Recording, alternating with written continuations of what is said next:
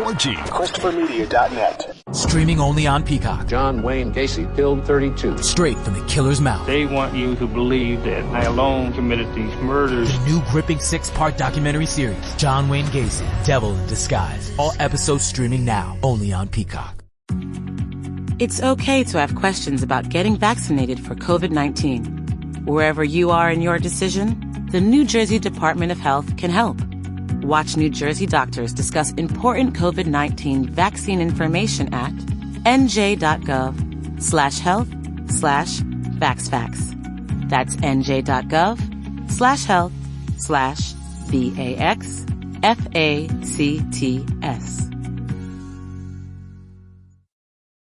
The COVID-19 vaccines were developed and tested within stringent guidelines from the U.S. Food and Drug Administration. That this happened faster than usual is due to the urgency of this pandemic and the extraordinary collaboration of dedicated scientists around the world. Hear more from New Jersey doctors about COVID-19 at nj.gov/health/vaxfax. That's nj.gov/health/vaxfacts.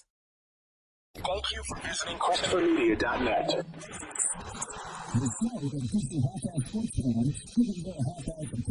And now, here are your hosts. We have returned. I am Chris. I'm Rich. I'm the Iceman. And it is May. May means playoffs. There's hockey playoffs. There's NBA playoffs.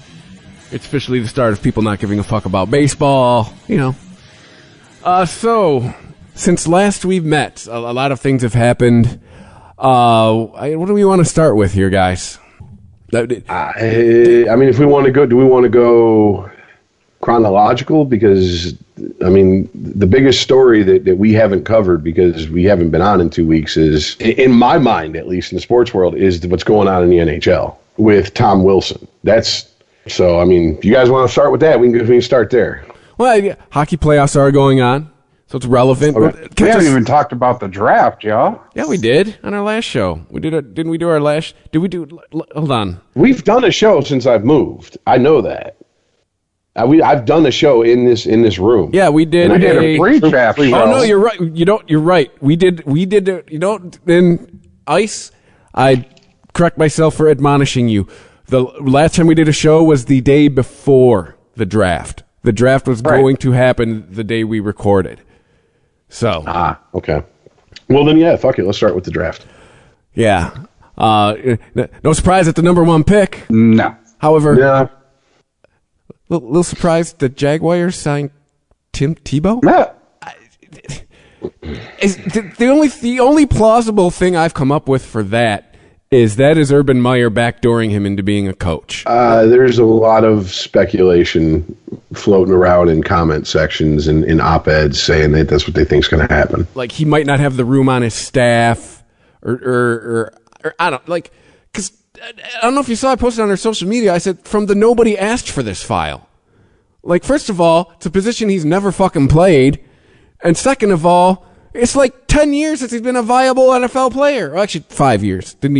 Wasn't 2016 his last year, but still, it's been a half a decade. He's been playing baseball for the last 3 years. Where the fuck did that come from? Well, I mean, let's be honest though. Dude's still in great shape. Well, it's because that HGH has got him going. He's in with the Lord, you know. I'm just saying, upstairs. I don't give a fuck whether it came from Jesus or a fucking syringe. The dude still looks to be in pretty tip-top shape for an athlete around his age. Now, I'm with you. The thing that blows my mind about this is that even before he was drafted, coming out of college, there was talk of maybe moving him to like running back. I remember that talk. But I never heard tight end. Never. Can he even block? I mean, your tight ends these days, like to be considered a great tight end, you kind of got to do it all now. Okay, but here's the thing, Rich. You have to care where he got his size from. Because, yeah, he's in great shape, but the shape is 2 times what he used to be in college. He's huge. Okay, I don't care about that. Does part of his paycheck come to me? I don't care. Entertain me. Kill yourself for my entertainment if you're dumb enough to do it. I'm smart enough to be entertained by it. I don't. No, I truly don't care that he did it.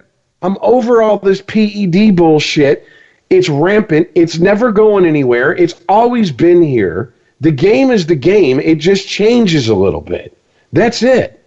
No, I'm with you. I'm just saying.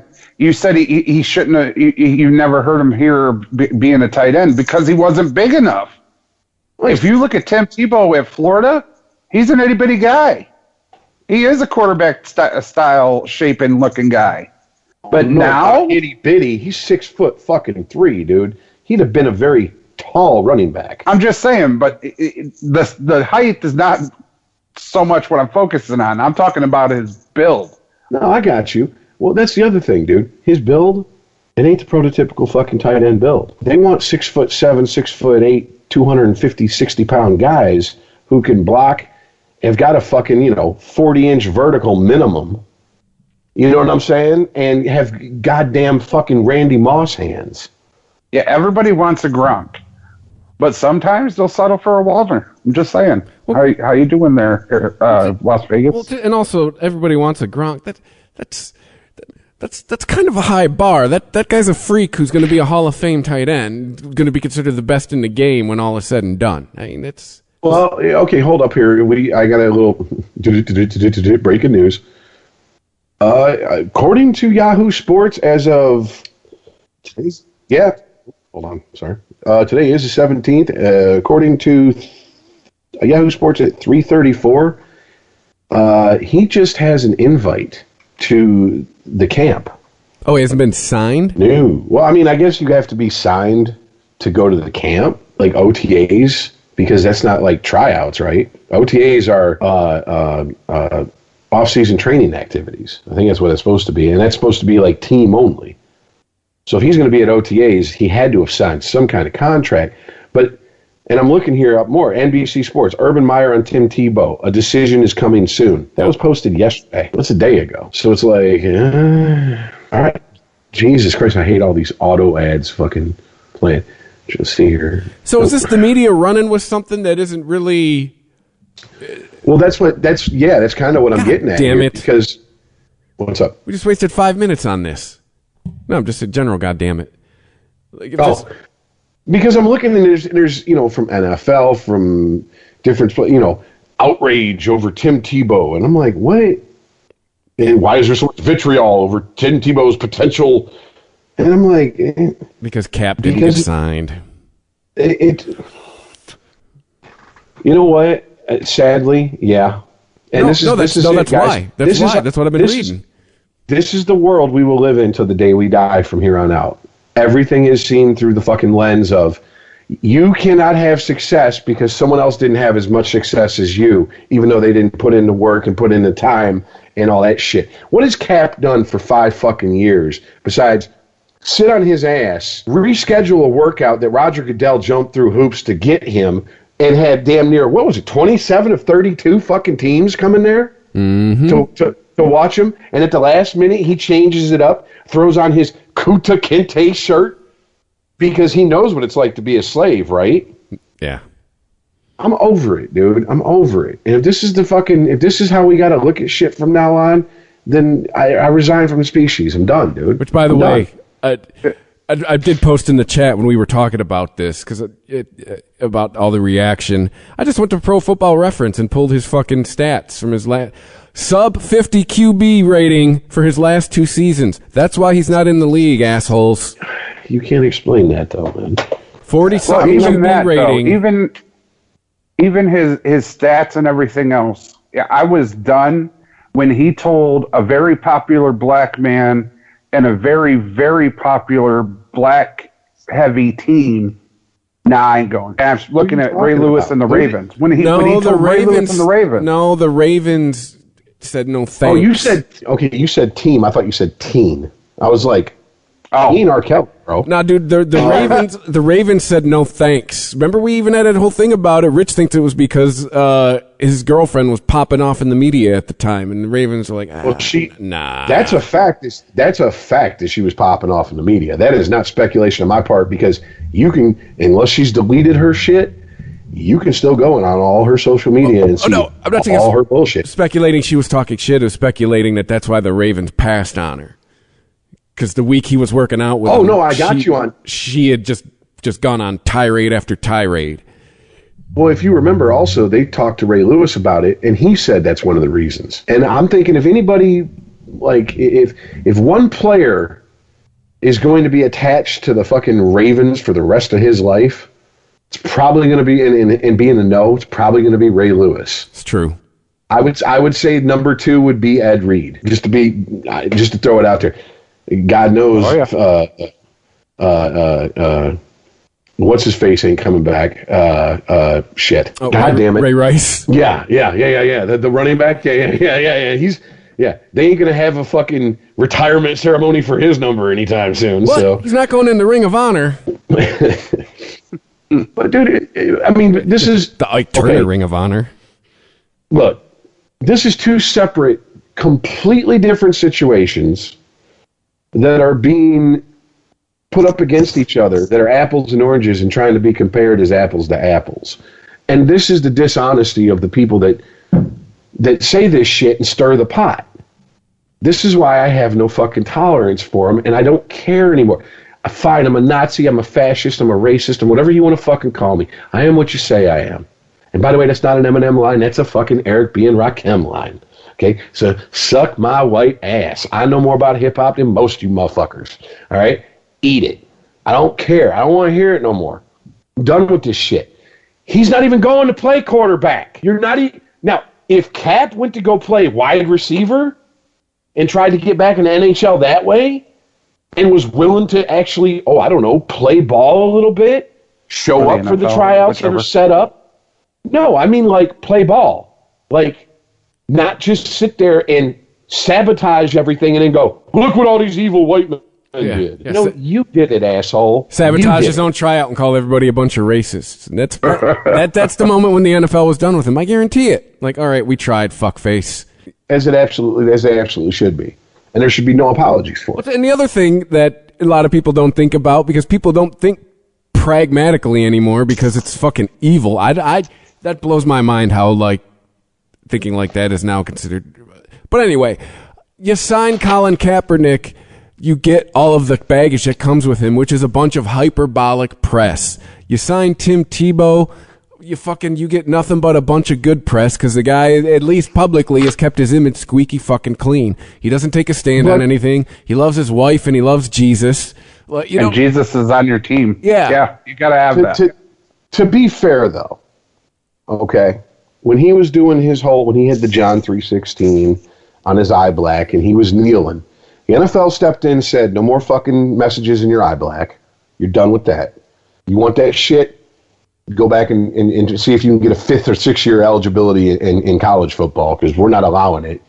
And people were bitching and crying and pissing their panties about him kneeling in prayer because I watch football for entertainment, not for fucking politics, which I totally agree with. And here's the deal. The Bible itself says people who pray in public are hypocrites and Pharisees. So, well, I bet those same people would stick up for Colin Kaepernick.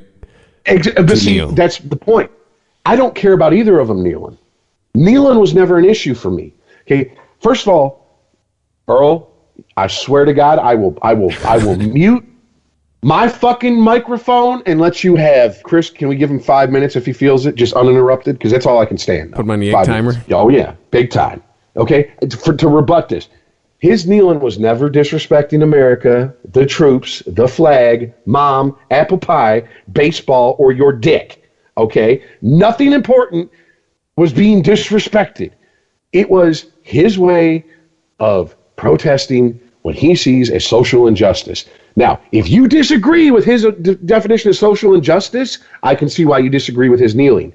If you have to take all this other shit that has nothing to do with what the fuck he was trying to get across and put it in there, then you're doing the same thing that the people who are trying to compare Tebow getting a chance to try out as a tight end for his former college coach to Kaepernick basically blowing up his career and throwing his both middle fingers up in the air to the face of the NFL for 5 fucking years. And I'm sorry, on what planet can you disrespect potential employers for 5 years and expect to get hired? Yeah, no shit, right? Yeah. You call them slave owners, masters. You call yourselves slaves. Basically you're calling them, outside of a murderer, a rapist, or a child fucker, the worst thing you can call somebody these days. Which, by the way, most people in this country, white or black or purple or fucking blue or whatever fucking color, would love to be a slave for a multi-million-dollar contract, a quote-unquote slave. Hey, look, you don't even need I don't even need 5 minutes for this. Kneeling for Colin Kaepernick when this whole thing broke.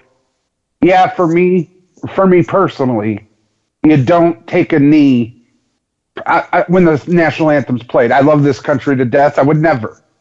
I've studied history through and through. Hang on a minute. Wait a minute. Show more Wait reverence. a minute. Wait. And in church, kneeling's the ultimate reverence. I've studied the history of this country, and I love it to death. It turned into a lot more than kneeling to protest. Well, that's the thing is I wanted to say what Rich was saying. Both sides of the political spectrum of the press went to town with that story. The people on your MSNBCs of the world and your Fox Newses of the world just went fucking it was like ape shit. Yeah, both of them just went nuts. And it's that the conversation was hijacked because you are right, Earl. It's what it eventually became, and Rich, both you guys are right. Why he knelt and what it became, two different things. And I'm placing that solely at the feet of the press. And I stopped, right after it happened, I stopped yelling about respect the flag and started yelling, I just want to watch football. I just want to watch football. If he has problems with social and all of this shit and Black Lives and all that, take it outside. Go to the press conference and spew your guts. Or something Rich was talking about in the pre-show chat, and we'll get to this a little later, or just do shit and don't talk about it. That's the ultimate. Like, if you really care, cut yourself, keep collecting your game day checks, cut a little piece of them off every week, give them to an organization that's going to advance the cause you believe in. That's how you really affect change. Getting a whole bunch of people to fucking do a hashtag doesn't do shit. But anyway, this started about the draft. Enough about Tim Tebow. It's all a mite. So what else from the draft, guys? Should we talk about the home team's draft? No. Yeah, I officially don't know. I don't even have words. Just a series of guttural noises. The only words I was left with after that draft was Bob Uecker in Major League. I guess they were thinking, I don't know what the fuck they were thinking. The Heisman winner, who is a receiver, which is a position you desperately need right now, was available. I hope fucking Devontae Smith is the rookie of the year. You're going to hear Hurts to Smith fucking a million times this year in Philadelphia, and I want that to happen. I want the fucking Lions organization to be like, and I want the fans to be pissed. I want people throwing shit week fucking 17. The last line, I don't know what the fuck they're doing, man. I officially don't. Now, see, that's where you and I differ. Their first pick for me was great. It's what I was telling you. They need that offensive line, and they got a hell of a pick. Yeah, a guy who hasn't played football for 2 years. I'm looking real forward to it. After that? He sat out last season. You know that, right? Because of COVID concerns, and by the way, he has COVID right now, by the way. I'm well aware. Yeah. But after that, they started picking defensive tackles. They picked 2 defensive tackles in a row. Why are you getting defensive tackles when you just signed and traded for Brockers? Yeah, well, according to Brad, whatever his name is, they were just going to take the best player available in every round. That's not true. That's not what they did. That's what they said, but that is definitely not what they did. So, we had our Super Bowl here in Detroit. No hope from this Lions fan. So I can only hope that they are doing what we talked about last show, that there's some kind of great plan that they're keeping under their hat. Because the offense this year, what the fuck's going to be the offense? Is it just going to be dump it to Swift? Because if you're telling me our receivers going into opening day or opening weekend or whatever the fuck you call it, and then are going to be Brashad Perryman and Tyrell Williams, I'm going to jump off a fucking building. No, dude, they got receivers. It's not that. No, they don't. Those are the two biggest names on their receiver roster right now. Who the fuck do they have? It's not all-star receivers, but I mean, it's a functioning team, but they could have had so much more. They could have had a shot at least playoffs, but not now. So, yeah. I have no idea what they were thinking after the first round. Yeah, so who else in the draft? I don't want to be leaguer that. What else you want to talk about from the draft? Just a lot of SEC players, man. Well, don't we always joke? As always. Don't we always joke the SEC is probably the NFL's minor league? Pretty much. If you make it to the SEC, more than likely you're making it to the pros. Yeah. Mm-hmm. You got any thoughts on the draft there, Rich? I bet he muted his mic and walked away. So I guess we'll move on from the draft because it was like almost a month ago at this point. What next here? Just kind of meh. Well, let's talk about... Well, you know what? Since he's muted, why don't you and I talk about the NBA? Well, I was going to bring up that Kyrie Irving story. Oh, my God. Because it's loosely connected to the rants we were just on. When did he say this? Hold on, let me pull up our chat here. Let's see. Kyrie Irving said, I think it was he said it's Saturday night. We're recording on Monday, May 17th. So he said it after Saturday night's game. He says, I'm not going to lie to you guys. A lot of stuff is going on in this world, and basketball is just not the most important thing to me right now. There's a lot of things going on overseas. All of our people are still in bondage across the world, and there's a lot of dehumanization going on. So I apologize if I'm not going to be focused on y'all's questions. It's just too much going on in the world for me to just be talking about basketball. I focus on this most of the time 24/7, but it's too much going on in this world not to address. It's just sad to see this shit going on. It's not just in Palestine, not just in Israel. It's all over the world, and I feel it. I'm very compassionate to it, to all races, all cultures, and to see a lot of people being discriminated against based on their religion, color of their skin, what they believe in, is just sad. Well, then quit your fucking basketball job and go fucking try to change it. That's my reaction when I read it, and it's still my reaction now. From the guy who thought the earth was flat. Like, I'm tired of all these empty speeches, this empty bullshit. Like, dude, you just essentially just sent a tweet, but you did it in front of a microphone at a press conference.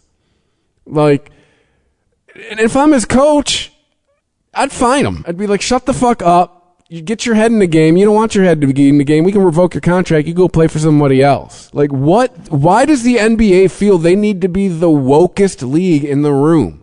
And it can't be because it's all black guys, because a lot of the sports leagues are a bunch of black guys. And the NBA is just trying to get in this fucking we are the most woke sports league contest. And I just read another article about how their ratings are in the tank again. Well, dude. There's fucking. If they're trying, first of all, they're trying to be woke. We're talking about Kyrie Irving, by the way. Yeah, well, I figured that much. Yeah, sorry, I had to step out for a sec. But if they're trying to, if the NBA is trying to be woke, they really need to rethink their stance with China. Anyone who fucking kisses China's ass that much is the antithesis of woke. Yeah, if you're into human rights, you should not be into China. And the NBA's tongue is buried in China's ass right now. In fact, same with a lot of businesses and corporations. Disney, all these, the next wave of fucking Marvel movies, half of them are aimed at the China dollar. Period. End of story. So, I mean, apparently that's the great undiscovered country in capitalism. Well, no, and it's like half the fucking world's population lives there, literally. Yeah, but the problem is like almost. Well, no, I'm not even going to say almost. Like every communist country in the history of communist countries. The ruling class, yeah, they got money. What about the rest of everybody else? Capitalism does exist in China, but only if you're rich. Mm-hmm. The upper class have access to it. Oh, yeah. And I mean, look, I don't know what you said about Kyrie Irving because, like I said, I'd step out for a sec. I'm just going to say this. Everything I've already said. Okay, I just don't give a fuck anymore. First of all, how old's Kyrie Irving? 30? 32 maybe? At the oldest? Well, I mean, and my point is that it seems like goalpost moving is the new fucking pastime for people. And now it's 29. Not... Oh, okay, so he's under 30, okay. All right, and, well, this country has a shameful history. And yes, it does, just like every other fucking country in the world. All right, now, you can either cry about shit that happened 400 fucking years ago, not saying it didn't go on way longer than it should have. Not saying that the ripples of the effect of slavery and all that shit don't fucking roll out. But a 29-year-old millionaire trying to tell me about my people are in bondage. First of all, who are your people?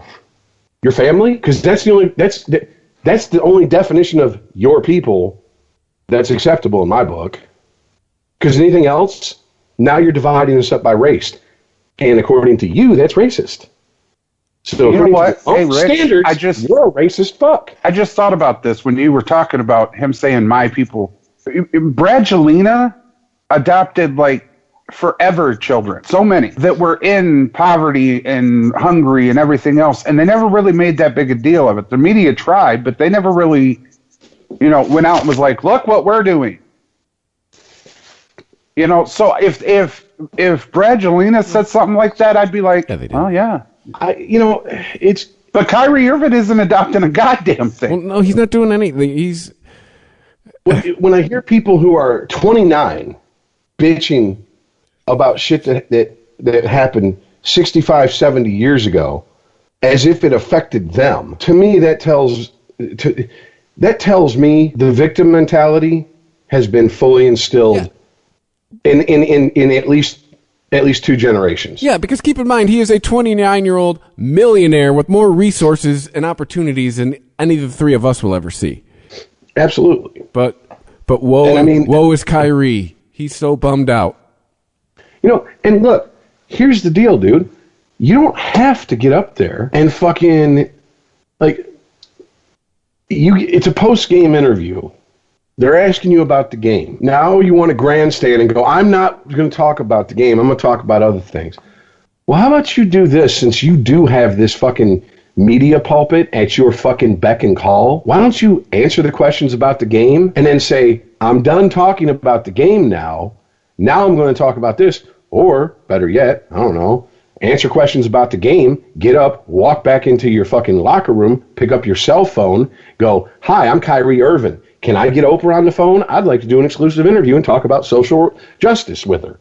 I'm sure she'd fucking let him in, and he would get a lot wider audience. So, once again, what are you doing? You're patting yourself on the back, and you're going, look how woke I am.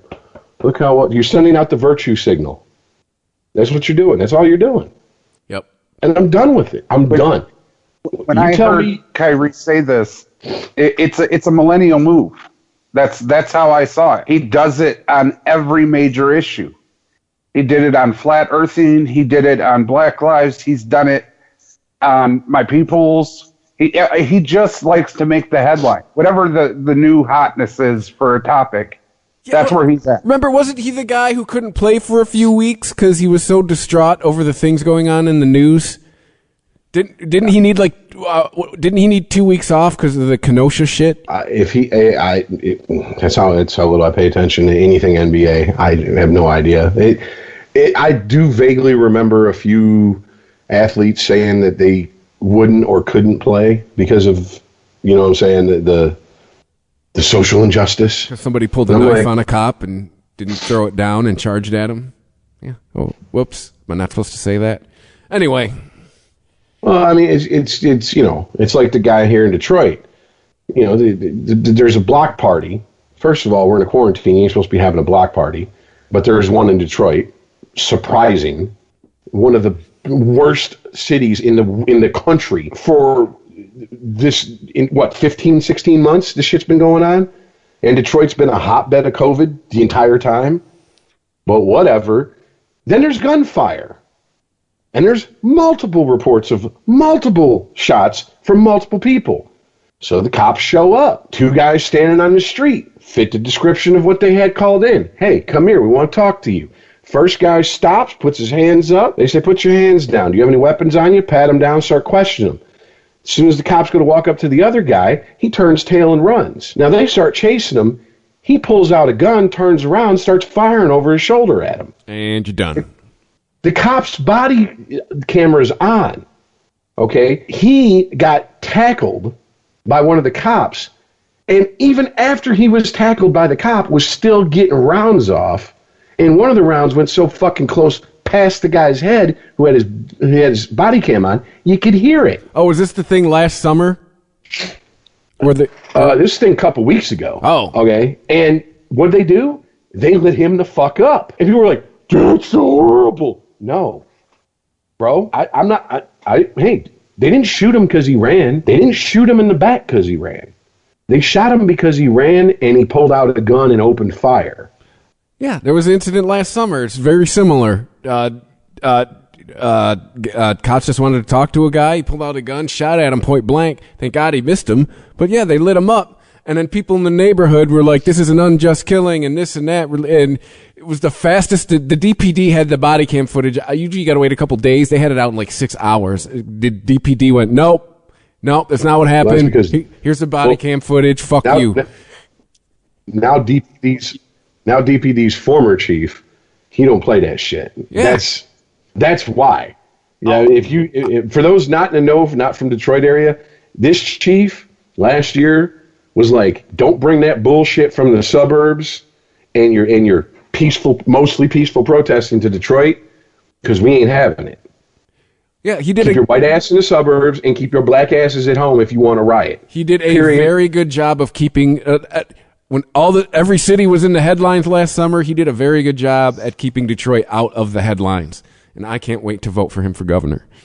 And when someone asked him, well, what are Detroit residents supposed to do?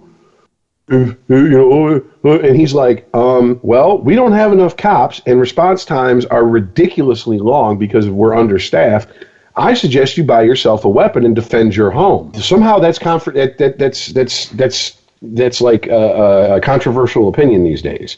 Whereas up until 5-10 years ago, defending your home from people trying to break in and harm you, a home invasion, was pretty much like, yeah, you get what you deserve when you do that shit. If you want to break into someone's house while they're home and try to fucking at gunpoint or strong arm them into doing something, and you get fucked up in the process, I have no sympathy for you. And I don't want to hear this shit of, he had a rough childhood, he grew up poor, he didn't grow up with a dad. You know what? I know a lot of people of all races who fit all those categories, and they don't go out and pull shit like this. Yeah, and now if you break into somebody's house and you trip and breaks your arm or something, you can sue the people. Hey, man, well, mark my words. Go ahead. I say my stance has been this the whole time we've been podcasting, and still now. Doesn't matter if it's a police or a civilian. You pull a gun on somebody and you get lit up. I mean, dude, that's on you. I mean, in our lifetimes, if we live to the expected lifetime of people our age in this country, I almost guarantee you will see it's illegal to defend your home no matter what the circumstances. It's illegal to defend yourself no matter what the circumstances. Dude, even 3 years ago, I wouldn't even have fucking made that. I wouldn't have made that guarantee. Now, the way shit's going, dude, everything's flipped on its head. Well, the minute, unless you're beating a woman, fucking a kid, or shooting at cops, or beating a woman, fucking a kid, or not cops, shooting at innocent bystander, like a crazy ass like the fucking DC sniper type shit. You know what I'm saying? Just crazy ass serial killer shit. Everything else, everybody's got an excuse for. Oh, well, poor him, man. Well, because too, we're 3 generations in. Like, trust we always bag on the millennials and Gen Z, but let's be honest, Gen X started this shit. We're 3 generations in of it's not your fault. Something made you do this. No, sometimes you make a fucked up dumb decision. How about that? Is that still in the cards? Apparently not. And here's what blows my mind. They can go out and kill a cop, and they think they should only do 10 years. And when they get out, You know, it's like, oh, well, let's help you with everything we can. No. And I'm not, and you guys, Chris, Earl, you've known me long enough, and Chris, you've done enough shows with me. You know that I got much sympathy for people sitting in prison, more than most people probably have, I guarantee. But if you commit a crime, you have to be punished. Yes. Okay? And 10 years for killing somebody ain't a punishment. That's a timeout, and that's ridiculous. And I mean, here's my problem with this is that none of this is talked about when any of this shit is brought up. It's only, these horrible cops out here and blah, blah, blah. Yeah, there's, you know what? I'm not even going to say most cops. There's a lot of bad cops out there. There's a lot of pieces of shit out there with badges. There's also a lot of pieces of shit out there without badges. Yeah. That's why we have the people with badges. Exactly. When you're trying to keep the wolf from coming in and killing the fucking sheep, you don't get another sheep to protect the sheep that the wolf is after, okay? You get a fucking another wolf. After this past year, I joke about it, but it's becoming so true. The state of Kansas is like its own independent nation. Oh, for sure. Real. Dude, that whole part of the country is like its own. Yeah, but no, Kansas is really different. I've talked to the cops here. I've talked to the gun shops here, and they're all like, you know what? Grab a gun. Carry that shit. Mm-hmm. It helps us so much when people, honest, responsible Americans have weapons. I had a cousin who lived in a city in Georgia, and part of the there was some law, I don't know if it still exists, but it was called Kennesaw, Georgia. If you lived in no city limits, you had to own a firearm. And allegedly, they had like no crime. Because it's something Rich has said 100,000 times. An armed society is a polite society. And of course, the usual. Go ahead. The saying "Get out of Dodge" is from Kansas, Dodge City. Oh, that place. That's on the west side of Kansas. And dude, I've seen it more often than not. I walk into places and everybody has a gun on their hip. Oh, by the way, that drive from Wichita to Dodge City, I wouldn't wish that on my worst enemy. Good God. Yeah, go right up Kellogg Avenue, absolutely. No, it's written. What they don't tell you about Kansas is, Rich, is half of it is literally nothing. Half of Kansas is a feedlot. Oh, it's like taking 75 through Ohio. Once you get past like Lima and a couple of the bigger cities, it's just flat and nothing. Yeah, pretty much. Like I remember going, man, everyone bags on Nebraska. At least Nebraska's hilly. Like, and it doesn't, and at least it's farms. Like, at Kansas, at some point, it just becomes nothing. Seriously, here in Kansas, the wind gets lonely. All right. I mean, it's just, when they talk about the prairies and all of the American love anthem songs, they're talking about Kansas. Yes. Because it is the flattest place on earth. Sporgy, ChristopherMedia.net. Whatever you're funny, Peacock's got it exclusively. Stream classic sitcoms like The Office, Parks and Recreation, and 2.5 Men. Plus, catch Peacock original comedies like AP Bio and Saved by the Bell. For all your exclusive comedy faves, go to peacocktv.com and get started. Remember before COVID-19? When we could go to shows or celebrate in person or have family gatherings where the only worry was when someone was going to talk politics? Let's get back to that. Let's get vaccinated. COVID-19 vaccines are safe, effective, and free. Sure, we'll have to keep wearing masks for a while, but you know what? This is the start. Go to covid19.nj.gov/vaccine to register for your vaccination. Remember traveling somewhere? Anywhere? Yeah, let's get back to that. The COVID-19 vaccines were developed and tested within stringent guidelines from the U.S. Food and Drug Administration. We had independent scientific reviews from a data safety monitoring board. Overwhelmingly, it's safe for you. Hear more from New Jersey doctors about COVID-19 at nj.gov/health/vaxfax. That's nj.gov/health/vaxfacts. Whatever you're funny, Peacock's got it exclusively. Stream classic sitcoms like The Office, Parks and Recreation, and 2.5 Men. Plus, catch Peacock original comedies like AP Bio and Saved by the Bell. For all your exclusive comedy faves, go to peacocktv.com and get started. The COVID-19 vaccines were developed and tested within stringent guidelines from the U.S. Food and Drug Administration. That this happened faster than usual is due to the urgency of this pandemic and the extraordinary collaboration of dedicated scientists around the world. Hear more from New Jersey doctors about COVID-19 at nj.gov/health/vaxfacts. That's nj.gov/health/VAXFACTS. It's okay to have questions about getting vaccinated for COVID-19. Wherever you are in your decision, the New Jersey Department of Health can help.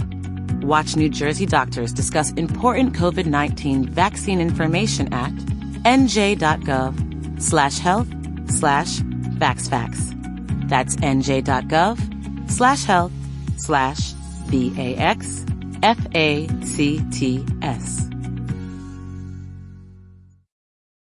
ChristopherMedia.net. Sporgy.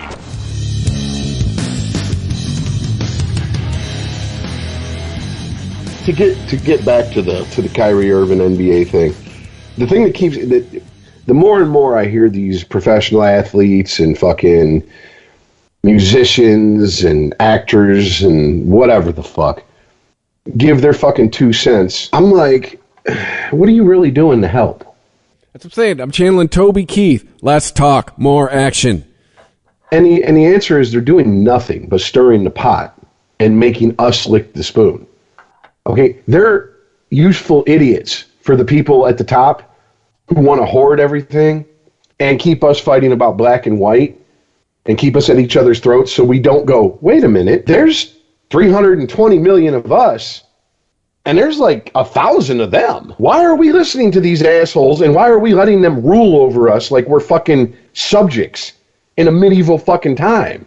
And not just that, why are we having to sit here and talk about poverty and try to find ways to make ends meet while those thousands of people, that 1,000 people, have numerous fucking homes in many different states? I am on my 5th month of fighting with unemployment. I've had to borrow money from my fucking mom 4 fucking times.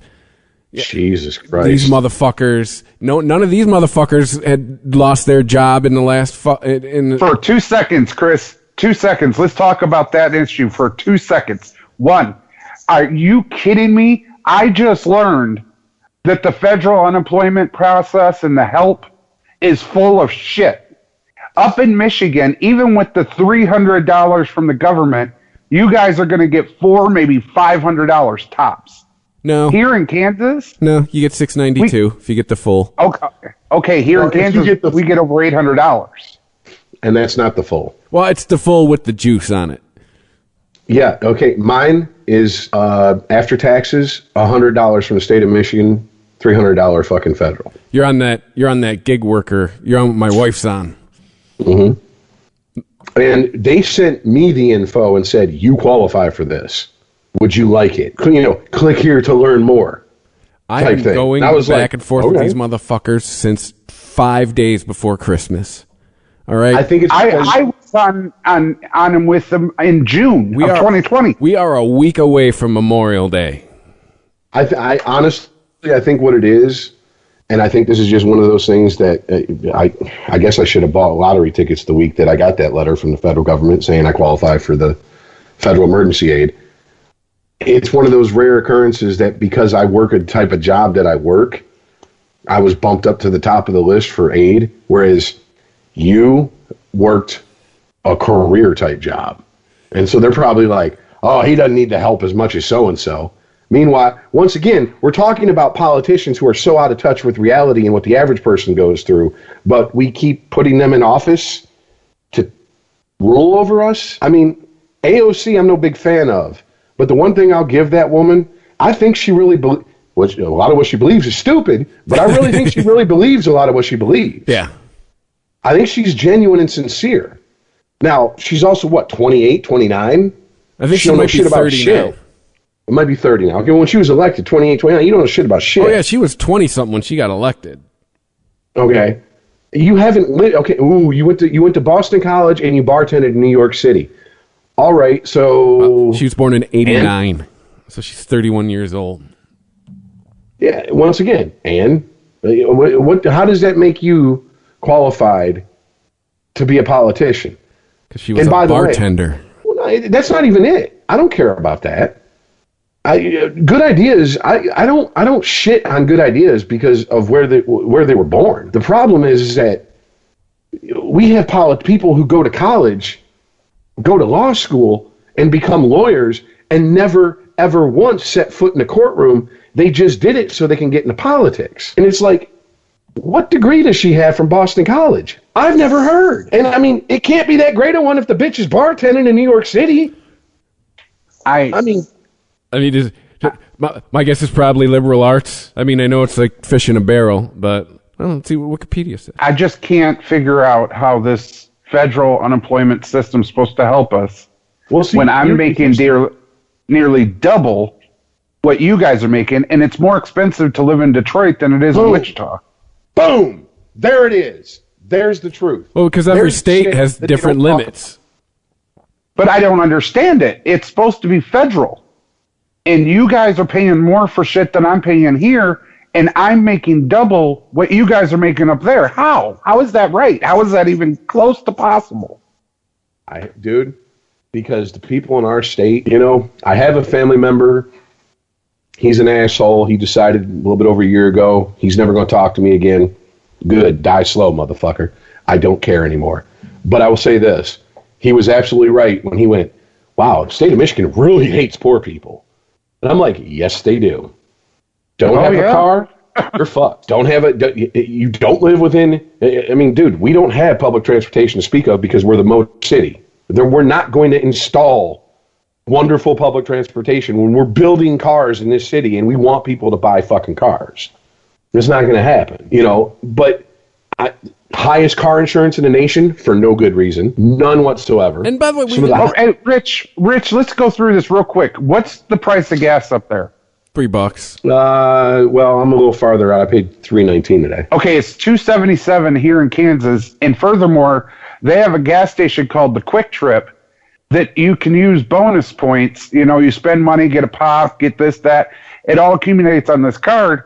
And for every 1,000 points, you get 10 cents off a gallon. Well, it's like Kroger fuel points here. Or Speedway fuel points. Speedy points, yeah. Right. So it's $2.77 here, and if I wait to a little bit to accumulate some points, I can get it for under $2 a gallon. How much are cigarettes up? $8. Yeah, $8. And that's on the cheaper end now. Oh, cigarettes! I know where Earl is. They're like still $5. It's like in the 90s where Earl lives. $5. Oh, Jesus! I think the last one. I remember driving and seeing $5 for a pack of premium cigarettes, not off-brand, 15 years ago in this state. I seriously, I think it's been that long. I remember driving and seeing the cigarette prices and being like, God damn, I'm gonna start smoking again. Like $5. What's a gallon of milk up there? $2. Yeah, that I don't know. I don't really buy milk. $1.79. Well, you're close to the cows, man. But see, I get your point. Well, no, my point is, hey, Kyrie, fuck your people overseas. Talk about your people here, dude. Well, that's what I was going to get at. For all this whining and crying and awareness raising, which I'm done with awareness. Fuck awareness. We're aware of everything we need to be aware of. We all have smartphones, and there's a 24-hour news cycle. Awareness is covered. Yes, we got it. There's people who, first two to come top of my head when they died, it came out that they gave away like ridiculous amounts of money, and they always did it on the condition that you never fucking say that I gave you this money. That's John Candy and Chris Farley. Both of them gave a lot of money to charities, a lot of money to poor fucking, groups that were helping poor people, community outreach groups, food banks, all that shit. You didn't hear anything about it till they died, okay? I'm not even asking for their level of humility. I'm just asking for their level of action out of these fucking assholes running their fucking mouths and getting paid fucking $10 million to play a fucking child's game? Yeah. And by the way, if you make more than the fucking average household in this country, I don't want to fucking hear your thoughts on the poor people situation. Yeah. If Kyrie Irving woke up tomorrow and made $50,000, he would eat a bullet. You know, I love Chris Rock, but one of the biggest bullshit lines he ever put out there that people have ran with is, now, one white person would change spots with me because I'm black and I'm rich. And when he said that, I was like, motherfucker, I'll give you my account information. You can wire every bit of money you ever have made and will make to me, and I'll be you all day long. Yeah, because I can afford lawyers for the bullshit that I run into. Absolutely. I go with that with any black person. Everybody's like, white privilege this, white privilege. I'm like, my white privilege. I'll tell you what, dude. I'll tell you what. Every cop that passes me can pull me over. Every single one of them. You want to talk about white privilege? You deal with my shit. You deal with how I have to live. I'll deal with how you have to live, and let's see who's privileged. What? I at thought that we all point. get Earl, $50,000 a year because we're white. You don't get your white privilege check. Mine comes every month. Earl, this is what I'm talking about. This is the new pastime for these people. This is goalpost moving. And here's the thing. What blows my mind is 30 years ago, I was 14 years old sitting here listening to Christians do everything these woke flakes are now doing and claiming victimhood the entire time. And it's like, they were equally as stupid and full of shit. Period. This ain't, you're just a right-wing fascist. Okay, well, if you want to think that, think that. That and fucking $2.50 will buy you a cup of shitty coffee. Okay? I don't care anymore. But the reality is, this is bullshit. You keep moving the goalposts. White privilege doesn't mean that your life is easier because you're white. It means it's not hard because you're white. Huh?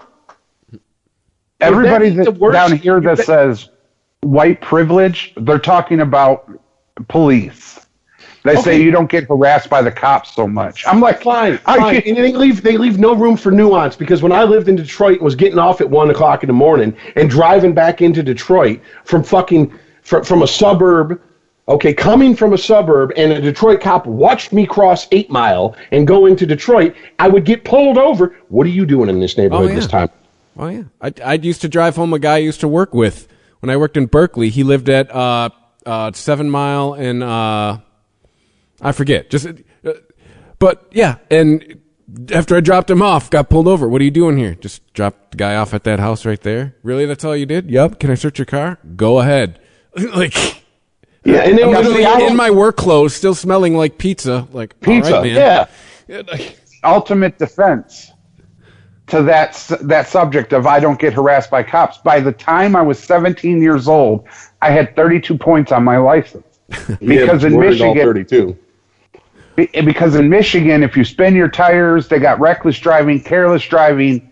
I pulled away from the curb one time at night and then turned my lights on and got pulled over for driving without headlights. Well, no, the other thing, too, is what part of the conversation, that kind of what Rich was getting at, is like, you drive a car that's more than 10 years old, it doesn't matter what color you are. You're going to get fucked with.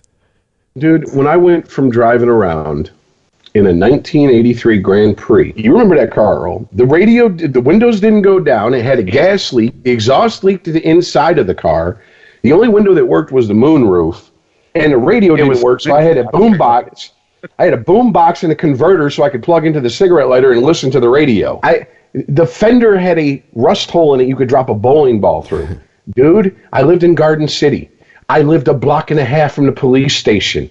I got pulled over all the fucking time. When I got and this was in 1999, by the way, when I got a 1995 fucking Dodge fucking Neon, I didn't even get no second looks.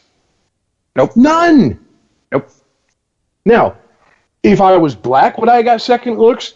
Yeah, probably in Garden City. Yeah. No one's denying that.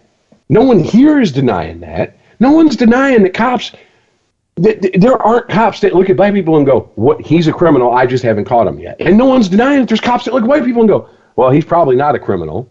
But I also know quite a few cops. I know cops who think everybody's guilty. They just ain't found your crime yet. Okay? So You can't pull this bullshit on me. And on top of that, how many of these people who are bitching and complaining about police and this and how they're treated, how many of them actually even know a police officer? How many of them you think? Right, yeah. Probably. You think Kyrie Irving's hanging out with cops? No. I bet you he won't even hire an off-duty cop or a former cop as his bodyguard. I was going to say, I bet you he is. I bet you they fucking make sure he doesn't get fucked with in public. Well, no, that's kind of, if you go to certain corners of the internet, I'll leave it at that. You're going to find certain groups, and yes, the never hire or give a former police officer an opportunity. That is now, I guarantee, within 5 years, not even 5 years, probably within the next year. It's because we went from defund the police. Now you have just people like politicians and cities flat out trying to abolish their police force. Oh, and I heard a new one too: dismantle prisons. Once again, man. Where are they going to go? They living next to you? Okay, yeah, we'll just put them in your backyard. Is that cool? Nonviolent drug crimes. You know how you get those people out of prison? You legalize drugs and you release everyone that's in there for nonviolent drug crimes. Yeah. Problem solved on that. Okay, right there's most of the prison population. Talk to people who've been in prison, not jail, not some little bullshit 6 months, not some little bullshit fucking year in county. I'm talking double fucking digits in prison, and they will tell you the vast majority of people in prison are normal, everyday, hardworking, good people who got caught up in some bullshit. Your murderers, your rapists, your child molesters, your hardcore criminals, your organized crime, your gangsters, your thieves.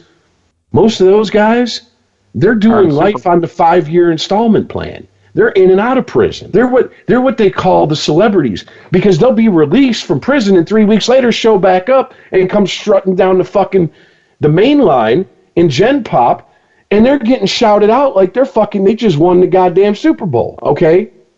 Get rid of that. Get rid of institutionalizing. Get rid of housing people like animals in subhuman conditions. And also understand, stop putting fucking people in there for, I don't know, nonviolent drug crimes in with lifers. How about that? That might be a good idea, because anybody who's ever been locked up, dude, I've been to rehab twice. I went in with a GED in drugs. I came out with a PhD. I learned more about how to do drugs I've never done than I learned about recovery in rehab. So what do you fucking think a prison's like? I can get on board with restructuring, understanding that the system we have is outdated, it is outmoded, it is not working.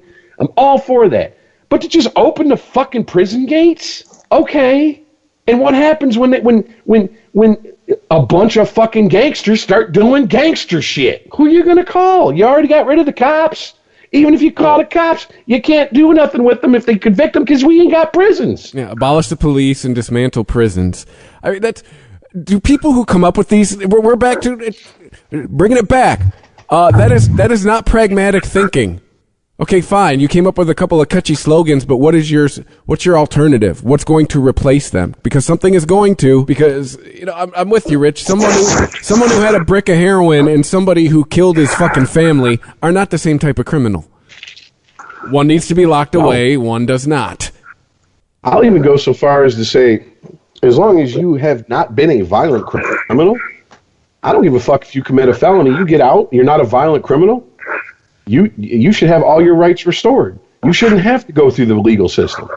Yeah, but once again, here we sit. Whoa. Yeah, dude, you're sounding like 10 pounds of shit in a 2-pound bag. You need to fix that. Oh, how's that? Worse. Not much better. You were fine earlier. What happened?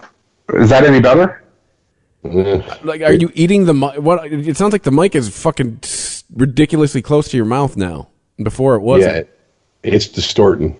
How about now? Yes. Yes, better. Okay. But I mean, dude. So, like I was saying, it goes back to what we were saying before. This is the 1,000 people, not the 350 million people. Well, don't stick with 1,000. There's more than 1,000 politicians in this country. I just pulled it up. But it's the upper 1,000 that I want to talk about, because prison is the new slavery system. That's where their money's at. And they're not going to change it. They're not going to change it for you, me, or anybody else. That is their money system. You put people in prison and keep them in prison and keep them in prison, and you make bank. Dude, do you realize if you go to a fucking federal prison or a state prison, not county, not city jail, talking, you're doing state time or federal time, and you get caught, I don't care if you got 25 years. If in those 25 years, if you get caught jerking off 3 times, they will charge you as a sex offender. They will add time onto your fucking already there. And if you get out, you have to register as a sex offender for the rest of your life. For jerking off in prison with a 25-year sentence. Would you rather I fuck some guy in the ass? Right. Would you rather we rape each other and pass around AIDS like a party joint? This is how short-sighted this shit is. See, Kyrie, Irving, and anybody, I don't give a fuck who, even Kaepernick, they had valid points. They let the bullshit and the hyperbole muddy the waters to the point where the valid points they could have made, no one's listening to anymore because they're done with their bullshit. They're their own worst enemy. Like, I can get on board with some of what is being said. Actually, in some situations, a lot of what's being said. I don't agree with the fucking fact that we have to roll around.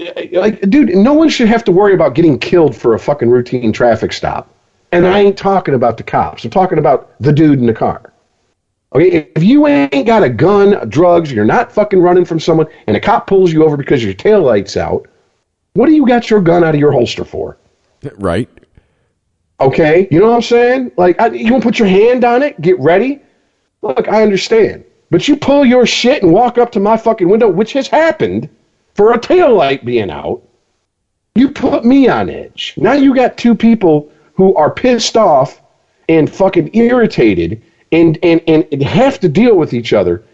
Gee, let's look at recorded history. How often does that situation turn out good for all involved? I believe there's a phrase here that applies. Don't start nothing, won't be nothing. I mean, dude, I've been pulled over for suspicion of not wearing a seatbelt. Did you pull your gun out and be like, what the fuck are you doing? Only roll your window down an inch and say, I don't have to fuck it. Like, did you do all that shit? No, and I damn sure didn't do what that one lady did, which was roll down my window and go, I want you to talk to your supervisor because you're a murderer. Oh, my God. Because he's a cop. And, of course, it was some middle-aged white lady fucking trying to flex her fucking nuts because I guess she slept with somebody of a person of color in high school or college one time, so she feels woke through injection or some shit. I don't know. I'm just like, bitch, are you serious? And here's the bitch of it. She called him a racist and a murderer.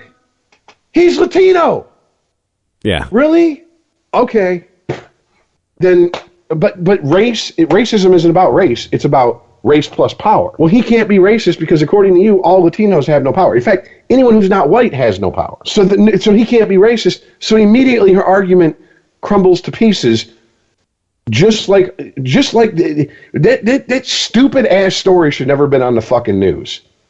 That was a cop pulling her over on a legit fucking stop and her fucking doing everything she fucking could to antagonize the situation to make it a fucking incident. Before he even walked up to her window was down, her phone was on recording, hanging out the window, and she's yelling at him, "Don't come near me, you murderer. I want your supervisor." But that's the tale that's being woven. We're telling, like, it's. I want to say this. Telling black people they're being hunted. That is false. I'm so scared for this day because I feel that it's going to come when all the police in this country are like, you know what? Fuck it.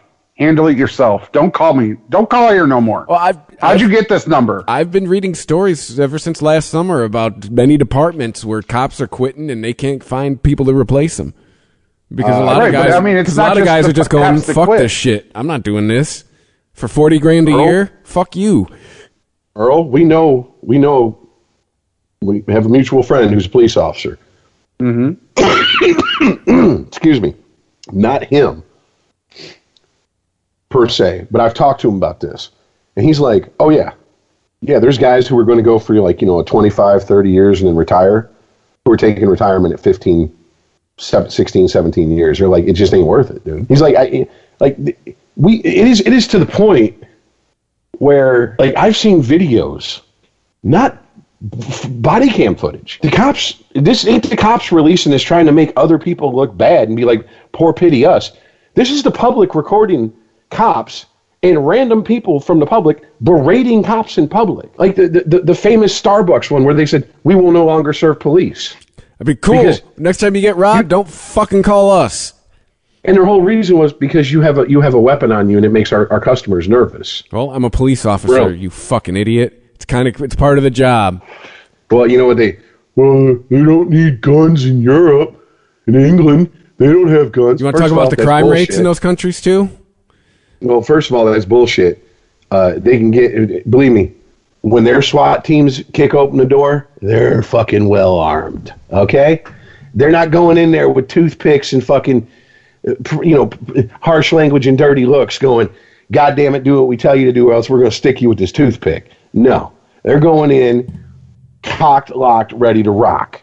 Okay? Second of all, yeah, they don't have guns over there. So you know what they have now? Mass stabbings. Random people walking down the street with jars of sulfuric acid, throwing them in people's faces. Okay? Now, yeah, how's that better than guns? Psychos are going to psycho no matter where you are. My people's got acid on their face, so I'm not worried about basketball right now. I mean, dude, yeah, like that Charlie Hebdo shit, right? That was a guy with a knife, right? Mm-hmm. Dude, and by the way, everybody's got the internet. What was it? It's been almost a decade now since fucking the UN declared it a human right. All right? I mean, here in America, if you can't afford a smartphone, our government will give you one. Now, if you got a smartphone and you know how to use Google, you can Google how to build a bomb. Don't need a gun, and you can take out way more people. And be nowhere near the situation when it goes off. You could be sitting in a police station talking to a desk sergeant while the bomb blows up.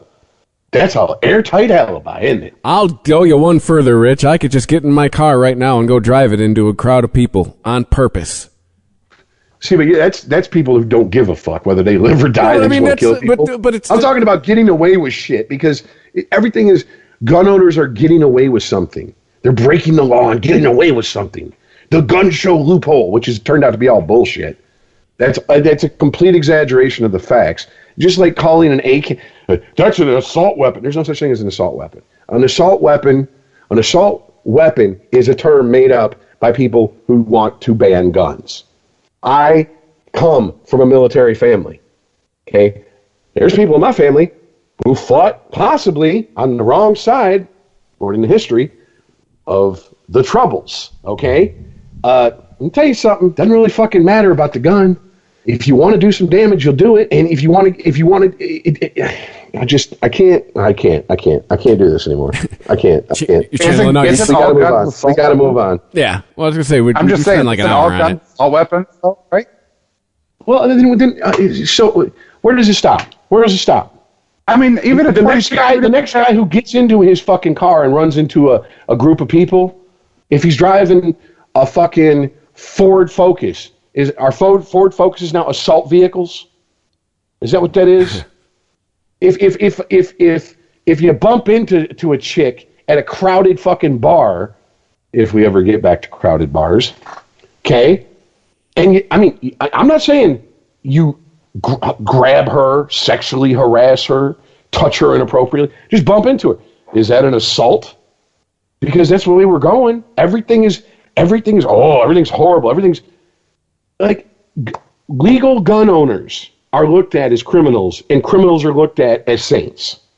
We are through the looking glass, people. Enjoy this last gasp of this country, because in 25 years, you won't recognize it.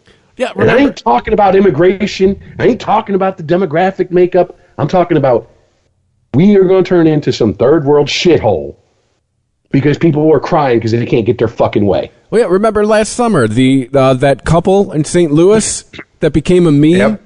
Those were legal gun owners, and you were supposed to have sympathy for the gang of people that broke into the gated community and were fucking... broke down the gate. Yeah. So, filmed themselves doing it, posted themselves doing it, while filming it, live streamed it on Facebook and YouTube, and then cried, "We're the victims. They pointed guns at us." Did you get shot? No. Well, consider yourself a lot more lucky, because if I'd been holding that gun, I'd probably be getting judged by 12 right now. Because I'd have put a hot one right between your stupid fucking eyes. You just fucking went through a goddamn wrought iron gate with a fucking mob of people and are trying to storm onto my property? Yeah, and now you're trying to storm my property? It'd be a cold day in fucking hell, let me tell you something. It'd be a cold day. And as far as the word assault weapon... That was Missouri. Sorry, not sorry. People try that in like Arkansas. I was saying. Good luck. Even if you had a .22, a gun, period, has one responsibility. That's it. A projectile coming out to stop something, be it a criminal, a fucking animal. They're all for assault. Yeah. They're not there to open doors. They're not there to get you to the fucking supermarket and back. They're not there to take you on a plane ride. A gun, period, is an assault weapon. So every single one of them. What we're saying here is assault weapon should be in the same category with hate crime. You're being redundant. All right. Look, I don't give a fuck about what. The point is, if I put a gun in the middle of the fucking desert and walk and drive 100 miles away, and there's no one around that gun for 100 miles, that gun is no more dangerous than a fucking, I don't know, a piece of fucking trash sitting on the ground. It becomes dangerous when someone picks it up with ill intent. Okay, it's a fucking tool. Now, and here once again, are these people that are defund the police, abolish the police? Are they arguing, hey, the cops, they go to their gun too quick? Yeah, I agree on that. I think that, believe me, carrying a gun gives you a false sense of security. You believe me, I've worked security jobs where I had to have a sidearm. I've worked jobs where I had to carry 24/7. I went on Rotten.com. I know what a handgun or a shotgun can do at close range. Okay, and you don't have to be a crack shot to do it either, especially with a fucking scatter rifle. All right, go look at fucking head wounds, gunshot wounds, and you realize that's what you're going to do to somebody. That better be an absolute last resort. But I'm telling you this, you break into my house in the middle of the night and you come in armed with intent to harm me, we just fast forwarded to the last resort in my book. You're dead. Period. I don't care. And I don't care what color you are when it's happening, okay? It doesn't matter to me. And the problem is that everybody assumes the worst about everybody else now, except for their own tribe. Let me put it to you that way. Yeah, everybody says, so you're going to shoot this person to protect you care more about your possessions than his life? No, he cared more about my possessions than his life. That's what happened there. Yeah. Absolutely. 100%, dude. Yeah, guess what? That's not even... People who I don't want in my house aren't supposed to be in my house. Especially if I did not invite them. Well, it's funny. You get pulled over, and supposedly these cops have no rights to do anything. And you're supposed to be able to cuss them out and tell them to fuck off and refuse their fucking lawful fucking, requests or orders and, resist arrest and be fine and nothing happened because of it. But, a criminal breaks in and we're supposed to, no, you got to give him the benefit of the doubt. Why? Because you guys share a skin tone? Hey, by the way, here's my secret to my white privilege when I get pulled over. I treat them like a person who has a gun. Boom. I don't treat them like a cop. I treat them like a person who has a firearm strapped to their hip. And let me tell you something. From experience, if you get an asshole cop, smile, let him write you up, and take his ass to court. And I'm not saying sue him or nothing like that. I'm talking show up in court, fight the fucking ticket. Because in my experience, half the time, they don't show up if they wrote you a bullshit ticket because they know they can't defend it in front of a judge. And their department will fucking write it off as, we couldn't, he'd already maxed out his overtime. He couldn't get court overtime or court pay. Or, he had to cover a shift. And when they don't show up 90% of the time, it's dismissed. The 10% it was pay the fine, no points, have a nice day. Okay, cool. My insurance doesn't go up and I'm out $80, but I'm good. I just don't want to pay for a bullshit ticket from a fucking cop whose wife was too toothy on the blowjob the night before for the next 5 years of my insurance because he's pissed off. Either way, Rich gets to walk away. But do you see what I'm saying? And, dude, I come from a bunch of fucking truck drivers. Like, we drive. That's what the fuck my family does for a fucking living. Between my grandfather, my uncle, and my father, they probably put in... I know my dad would put in 100,000 plus miles a year on the road. So, and he drove for 35 years. So you tell me and my dad and my grandfather drove from when he got out of the fucking army till he was forced to retire. And my uncle drove from the mid 80s up until a year ago. So how many miles do you think they've drove? By the way, they don't just deal with local cops. They deal with DOT and they deal with state cops a lot more. Drive by a way station, look who's sitting in there. It ain't local cops. And DOT and state cops don't cut you slack because they don't have to. Yeah, it's not like the movie Super Troopers, yo. my point by saying all this is these are people who, one, were doing a job that's already looked down upon by most of society. Two, being pulled over by cops who had no reason to ever fucking give them the benefit of the doubt. And three, let me tell you, all three of them make me look like I don't even have a temper, okay? And they managed to fucking negotiate 1 million plus miles between the three of them and 90 years worth of driving experience and never get shot, never get arrested for fucking talking shit to a cop. The problem, it is a problem with society. It's a young man problem. Don't disrespect me. You have to respect. Don't talk down to me. I'm a man. Blah, blah, blah. And it's a bigger problem in the black community. And that shit was around when we were that age too. It's not new. Yeah. It is nothing new. No, when we were young, it was you go put respect on my name, that kind of shit. Get my name out your mouth, all that shit. I don't give. So at this point, thanks for listening to Spun Regimented. Yeah, isn't this show about Kyrie? Are we talking got about people sports here that are in change? Well, you know what? Here's the deal. Here you go. Here's the irony of the situation. He gets up there, ejaculates this nonsense out of his cock holster for a few minutes, solves no problems, stirs the shit pot, insists everybody else lick the spoon. We've talked about it for an hour and talked more in depth and got and dealt with more nuance and context, and also offered solutions instead of just going, shit's fucked, and walking out. That's not helping anybody. We know shit's fucked. Okay? We know it. Let me ask you a question. You're sitting on death row.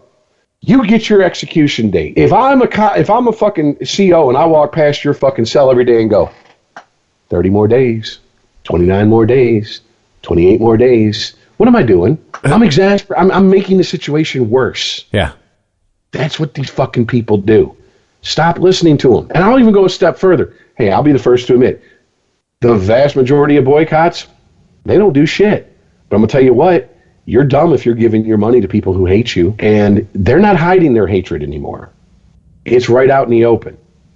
In fact, the emotion that we are most comfortable with in this country is hatred for each other right now. Oh yeah, I mean, all social media is it's nothing but a collection of people who love Schadenfreude. That's essentially what social media has turned into. People getting joy from other people's pain. Yep. Absolutely, 100%. I mean, first of all, you're a fucking athlete who maybe went to college for what, a year? Kyrie Irving, he had to be good enough to where he came out after his first year. I can't imagine he fucking redshirted and did 5 years at a college. He might be in that age group. Remember when they, because of LeBron and Kobe, they made you go to college for a minute? He might be that age. That's what I'm talking about. Yeah. Because they made him. You have to do 1 year. So it's not like he's got a fucking. You're gonna tell me he's got fucking a PhD and all this bullshit that he's popping off with his 1 year of college? If that, no. The problem with Kyrie is he used to be good, like real good. I mean, he's a champion. He's an NBA champion. Well, I just learned something about him where he can shut the fuck up. He's from Australia. He was born in Melbourne, Australia. Because I'm trying to figure out if he went to college or not. And that's. Well, here's the thing now. That's kind of fucked up. Who is this people? Are you talking about the Aborigines? Yeah, right. I'm thinking, are you worried about the people in fire? You're stepping on my joke. Shut up. him and Midnight Oil can get together and record Beds Are Burning Too. There you go. Thank you for stepping all over my joke, cops. Yeah, he did a whole year at Duke. Get the fuck out of here, dude. Get the fuck. First of all, I got family that live down there, okay, who half of them are Duke fans, half of them are North Carolina fans, and they'll tell you There ain't no such thing as a student athlete in those college basketball fucking programs. Anybody who comes out of either of those programs with a degree in anything that really matters is the exception, not the rule. Those programs do not recruit for fucking high GPA. Well, yeah, that's like saying it's like saying there's student athletes on the Alabama football team. No, they're paid amateurs. It's like the line from fucking basketball. Where did Shaq make all his money? College. It's kind of true. Let's be honest here. Let's stop the bullshit, folks. Ooh, Kyrie, his parents are expats. So what's he doing here? Right.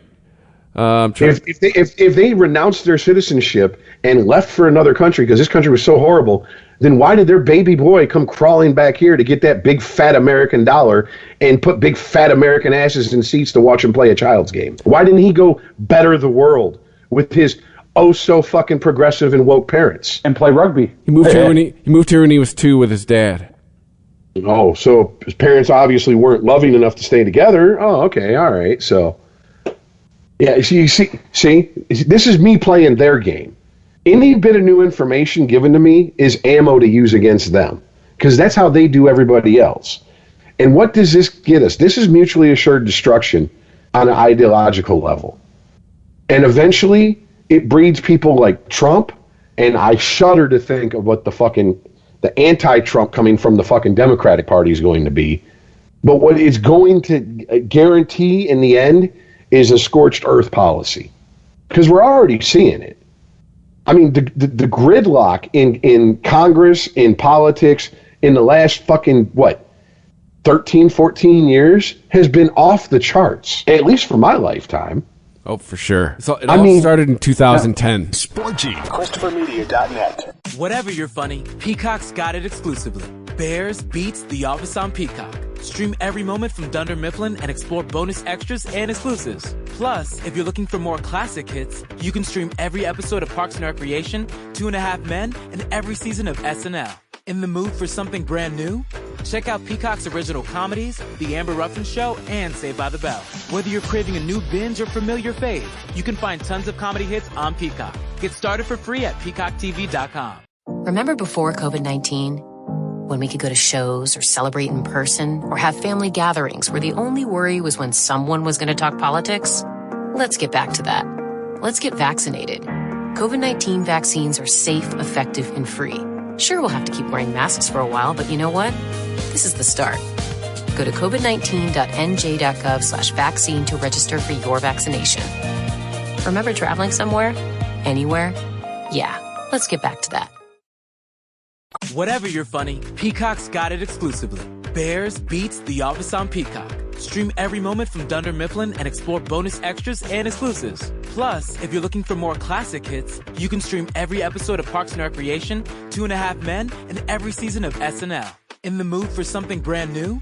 Check out Peacock's original comedies, The Amber Ruffin Show, and Saved by the Bell. Whether you're craving a new binge or familiar fave, you can find tons of comedy hits on Peacock. Get started for free at peacocktv.com. The COVID-19 vaccines were developed and tested within stringent guidelines from the U.S. Food and Drug Administration. That this happened faster than usual is due to the urgency of this pandemic and the extraordinary collaboration of dedicated scientists around the world. Hear more from New Jersey doctors about COVID-19 at nj.gov/health/vaxfax. That's nj.gov/health/VAXFACTS. ChristopherMedia.net. Sporgy.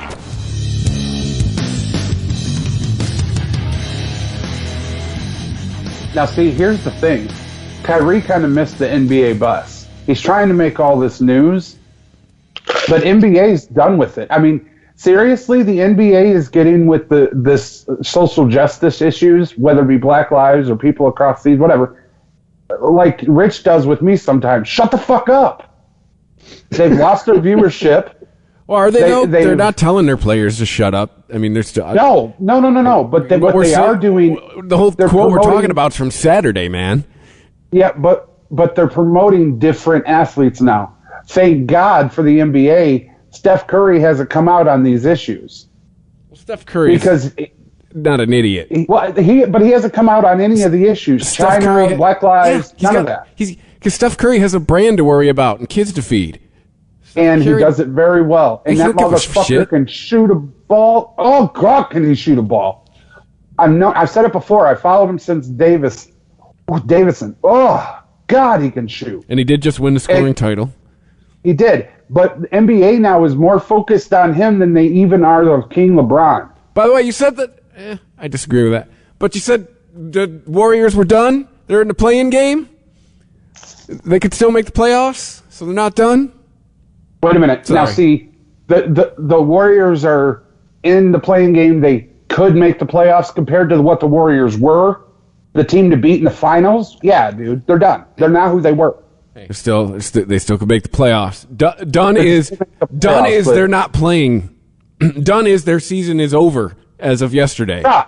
For 5 years, they were the team to beat. For 5 fucking years, they were the Bulls. They were the team. They were like, we're going to see. And we're talking about their marquee player just in the scoring title. Because he's the bomb. He's the best shooter in the NBA. Maybe ever in the NBA. Well, he has been for a while. You can't not talk about him. But here's the thing. That's what the NBA realizes. Let's talk about him and get away from all this social shit because it's costing us literally money. You know, so a lot of this could shut the fuck up. a lot of this could be fucking solved by, well, I don't know if it could be solved because there's so many things that have to happen. It's almost a perfect storm of bullshit that has to come together at the right time. But I mean, I'm thinking of athletes who actually put their ass where their convictions were and have done more than just run off at the mouth during interviews. Muhammad Ali.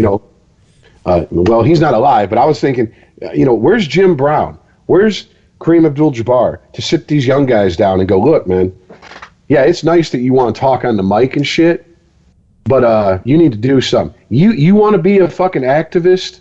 Be an activist. Because right now, you're just a mouthy athlete. You know what you ain't put shit. 100,000 of you ain't shit, so I don't want to hear about the 100,000 you gave to some fucking YMCA. You know what? They're older guys. They probably realize that they would be wasting their time. I think that's probably the sad part. Yeah. I'm going to stay on topic, just change it a little bit. Rich, chime in on this because I need to get some opinions here. Kyrie, you want to talk about your people? I'm with you 100% because I'm about to talk about my people. The go-to-work Pistons, so fucking entertaining, champions, my God in heaven. How in the fuck is Chris Webber going into the Hall of Fame, but the go-to-work Pistons aren't? Ben Wallace is. Yeah, he's the first undrafted player to ever go into the NBA Hall of Fame. Oh, so we got well, I mean, first of all, how long is the wait? With the other four are dead, I'm sure they'll still be. It's the first year they're probably all eligible. Well, I didn't realize this. Ben Wallace left the Pistons in 2012. That was his last season, the 2011-2012 season. Then he went to Chicago. Yeah. He signed that big-ass contract. I don't know where he went after that. No, but let's say... that was way before 2012 when he left. Dude. He left like a couple years after their title. He came back. He might have retired in 20... Hold on. If only there was something that could give us this information. Yeah, I know, right? I'm looking up as No, yeah, you're right. Yeah, he went to Chicago in 2006 to 2008. He went to Cleveland for the 2008-2009 season, and then he ended his career with Detroit. Okay, my bad. All right, I had it wrong, but I was right. Well, I just remember the time in my life when he moved, and I was managing a store in Rochester Hills, and that was definitely like 2006, 2008-ish. I also used to sell him his wife used to come in all the time. Okay, let me refocus the question. How the fuck is Chris Webber going in the Hall of Fame? That's a very good question. Yeah, because he did not have a great career. From what I understand, he was like an NBA journeyman. The most I could think about Chris Webber is he helped change college basketball. Him and the Fab Five.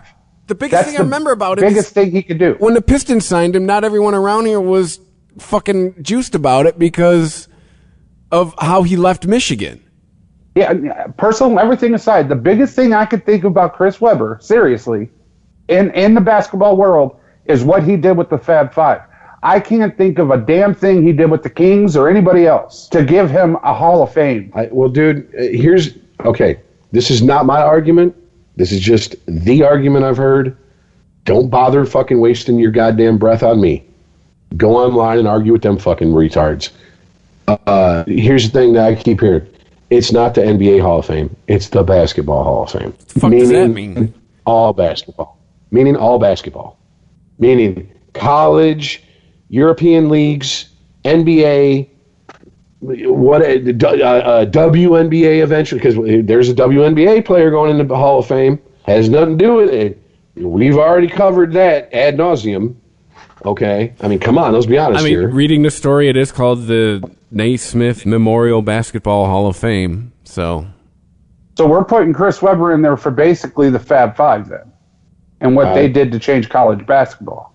Okay, that's okay. You're asking me to say that someone else's argument is what they're. I don't know what they're arguing. I guess that's what they're saying.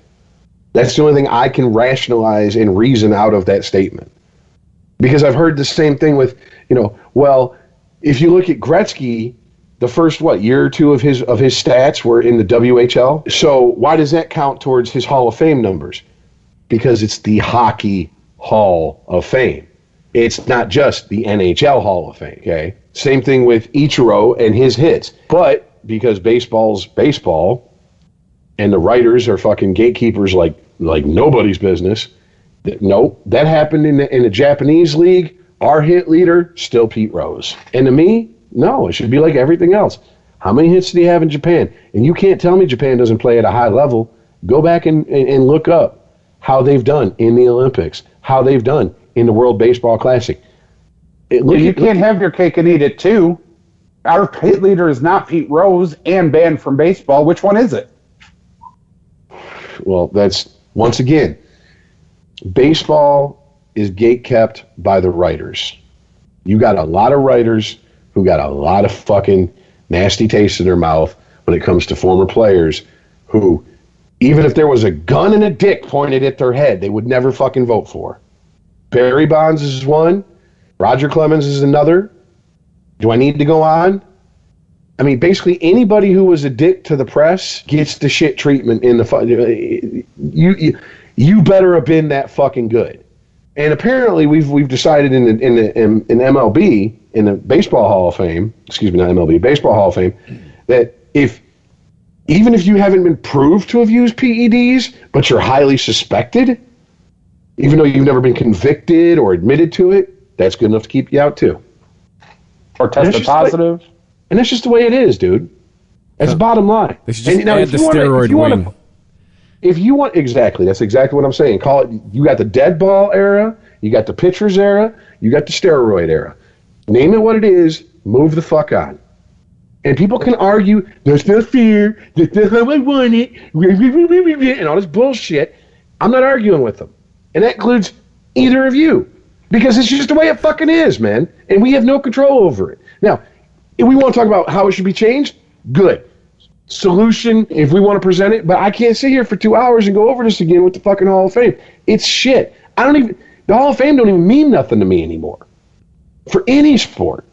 I don't care. Because there's so many people that get left out, overlooked for bullshit reasons and politics. Dude, Curt Schilling, it will never be in the Hall of Fame because he votes Republican. Get the fuck out of my face, man.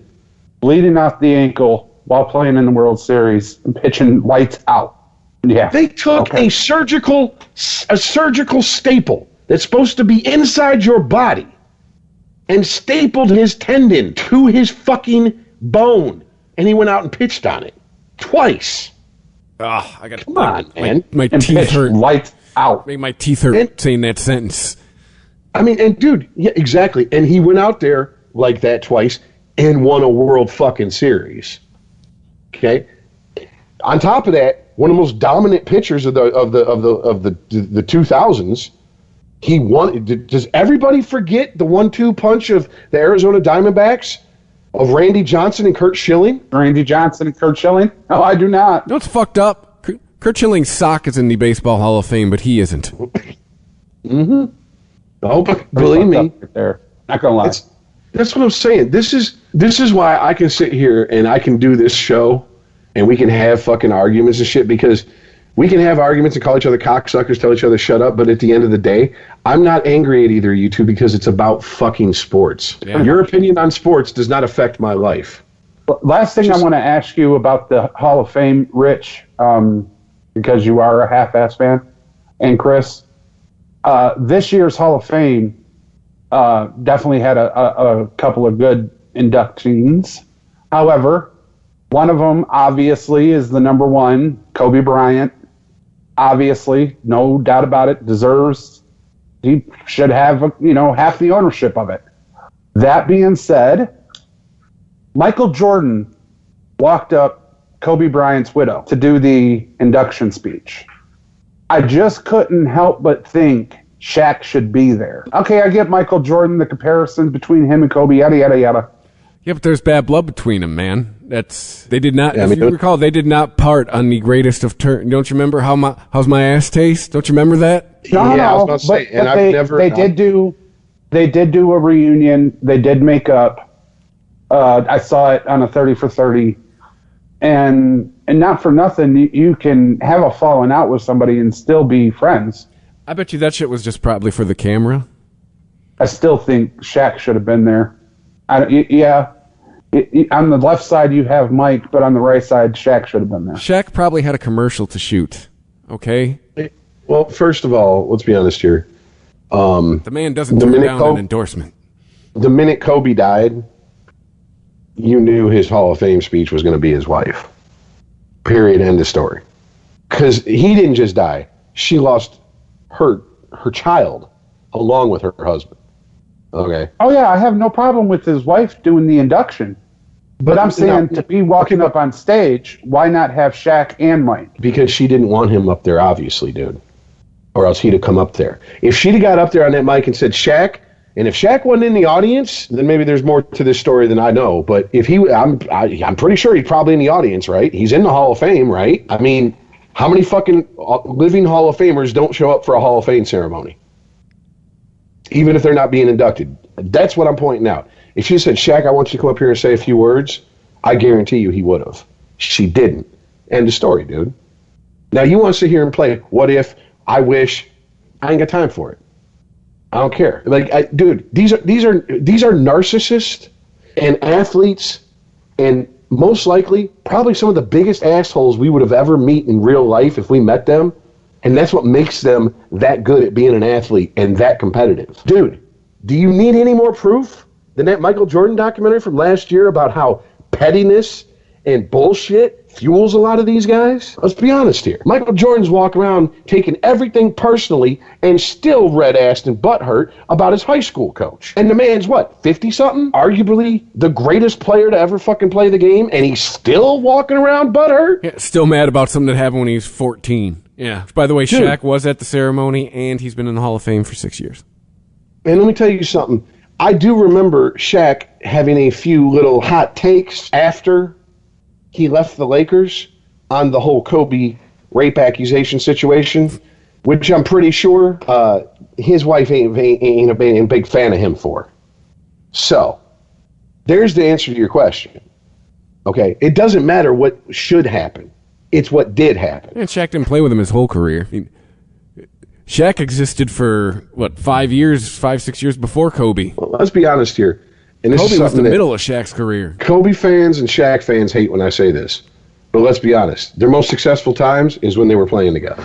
For both of them. Period. End of story. Yep. Yeah, count the titles. Really? How many fucking titles did they win set without each other?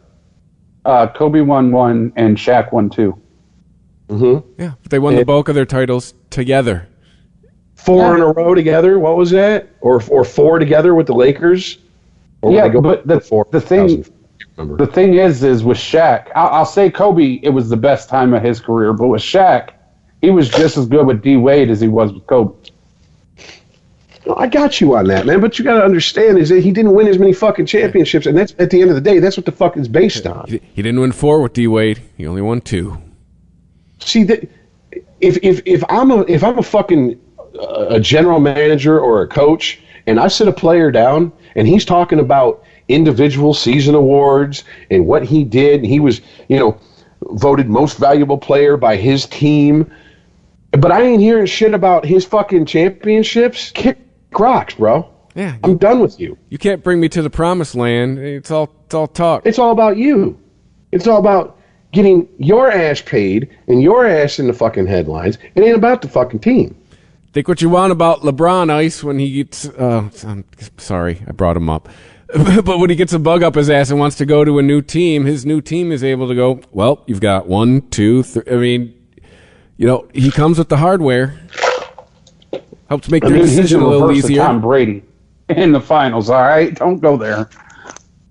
Well, I mean, okay, whatever. Let's move on to 3 of 8, 4 of 8. Yeah, which, by the way, I think we set a record on the show for the amount of time we spent on basketball.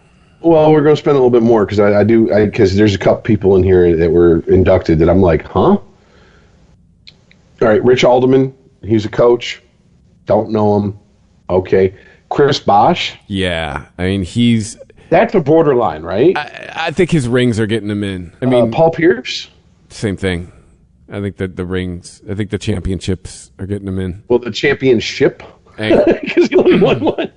No. Paul Pierce, because of the big 3, he started that. That was the first big 3. Yeah. I'm sorry the middle of my sentence interrupted the beginning of yours and that you had to steal what I was going to say. I'm sorry. Is there anything else I can do for you, Princess? Jesus Christ. Do you want to interrupt me? How about you just crawl in my head and just and tell all my thoughts today? Jesus. Do you have a cup of tea? I could use a cup of tea. You can bring that over. Yeah, I got your tea. I'm going to give it to you straight from the fucking source, too. Tea bag. Yeah, exactly.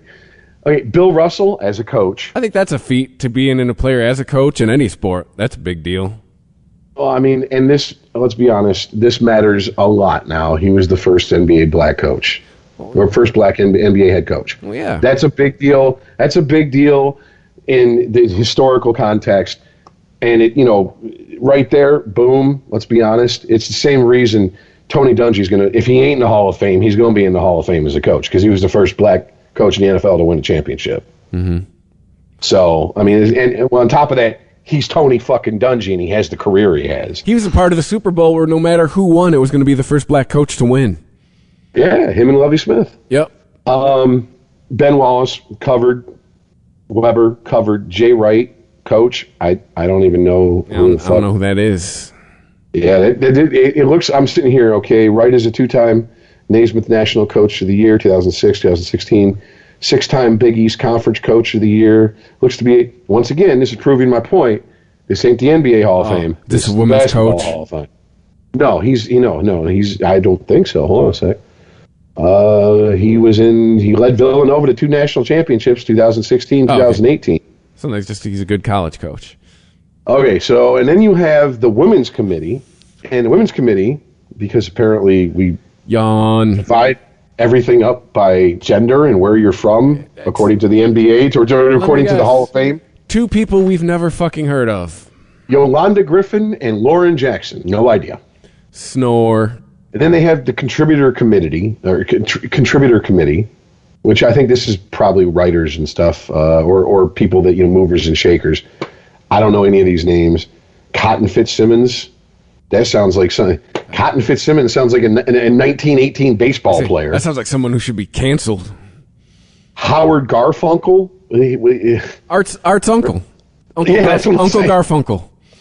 Val Ackerman, I guess because she's she was a female executive and she pioneered some shit. I don't know. I'm just scanning her thing. YouTube can't give you copyright for sound effects, right? Hold on. I don't think so. All right, can hold on, let me find it. Just talk. I'll find it. Yep, I got it. All right, so, and then that's the contributor, that group. And then, see, once again, like I said, they break it up into very weird shit. Early African American Pioneers Committee District Elect. Oh, Jesus Christ. Just say the ABA. Clarence Fat Jenkins. Recognized posthumously, Jenkins was a 2-sport professional athlete, both baseball and basketball, in the 20s and 30s when both sports were racially segregated. A native of New York City, he played basketball for St. Christopher's Club youth team And then for the first teams who were named colored basketball world's champions in 1917, 18, and 19. Whoa. Color basketball. These people know you can't say that? I mean, granted, it's from 100 years ago, but I've heard the Negro Leagues for baseball. I've never heard the Colored Basketball League. I've never heard that used in 44 fucking years of life. The Colored Basketball World Championship? I mean, dude, we don't shy away from the Negro Leagues. We talk about how they got fucking the shaft historically because there's a lot of white players that probably wouldn't be in the Hall of Fame if they were playing against Bob Gibson or Josh Gibson and Satchel Paige. You know what I'm saying? So, whatever. And then here's the last one. The International Committee District, they elected Tony Kukoc as a player. Wait, you can get in on the... it's just because he's not from here? So I guess what I'm saying. Into the international basket? So if Darko gets in, that's the ballot he's getting in on. Yeah, if you're from North America, that's one group. And then contributors, Women's Committee, Early African American Pioneers, International Committee, and there's probably more committees we don't even know about because, I mean, come on, dude. If they got an Early African American Pioneers Committee, there's probably Latino Committee and Yao Ming or whatever. There's going to be an Asian committee or some shit. I don't understand breaking it up like that. Why can't you just announce who the fuck is in? But anyways, last two, veterans, which I guess makes sense. You can have a veterans committee because if they don't get in, aren't they all veterans? Veterans are you've been eligible, then your eligibility runs out. Oh, okay. And then so I guess at that point, the veterans committee puts you into the Hall of Fame instead of it going to the writers and shit like that. Doesn't baseball do the same thing? If the writers don't put you in, then the veterans will or something like that? Yeah, that's why Trammell and Jack Morris are in now. Because for years and years, for decades, man, there was nobody from that 84 Tigers team in the Hall of Fame except for Sparky Anderson, and he went in as a Red. He didn't go in as a Tiger. So, I mean, I think you get 10, 15 years, somewhere, one of those two, somewhere in between there maybe, in baseball, and then the Veterans Committee has to put you in. So maybe that's how Schilling gets in? Is there going to be that much of a glacial political shift back to rationality and compromise in our lifetime? Because I don't see. I think we're on the pendulum, dude. We're on the pendulum fucking situation, dude. We're going to swing from one extreme to the other and keep doing that, and we're just going to wave as we pass the middle in reason and logic. We're going to wave at it and go, "We wish we could stop, but we got to go over here now." It's impossible. Yeah. I mean, it's just whatever. And then Women's Veteran Committee, Pearl Moore. I'm going to read all of her entry because this has to be great. I have no idea what it's going to say. Women's Veterans Committee, Pearl Moore. She was a player, a 4-time AIAW Small College All-American from 75 to 79 at Francis Marion College. Moore scored 4,061 points, making her the women's college basketball all-time leader in points scored. She averaged 30 points a game and scored in double figures in all 127 college games she played in. In 79, Moore was named a American Women's Sports Foundation Small College Player of the Year, South Carolina AIAW Player of the Year, and South Carolina Amateur Athlete of the Year. As a pro, she played 2 seasons in the WBL. Wait a minute. Timeout. What could that stand for? Women's Basketball League? That's where I was heading. Okay. As a pro, she played 2 seasons in the WBL and was named an All-Star in 1981. Wait a minute. We had a women's basketball league in the late 70s and early 80s that already fucking was shuttered, and then we started one up that's being kept afloat by the NBA 2.5 decades later? Because of equality. And you wonder why I don't watch this shit sport. And then the last part is she was an enshrinee in the South Carolina Athletic Hall of Fame in 2000. I mean, sounds like, yeah, she was a baller, male or female. I mean, obviously, I don't know what the competition she was playing against. I've never heard of the WBL, but that's not shocking because I'm not that much of an NBA or basketball historian. But hey, Chris, who's that nun from Loyola Chicago? Sister Jean. Yeah, so she should be in too, right? Basketball Hall of Fame, the best fan ever or whatever. She didn't play. There's not a fan division. She didn't play. There's every other division. God damn it. Shit. I won't be alive to see it. You guys might.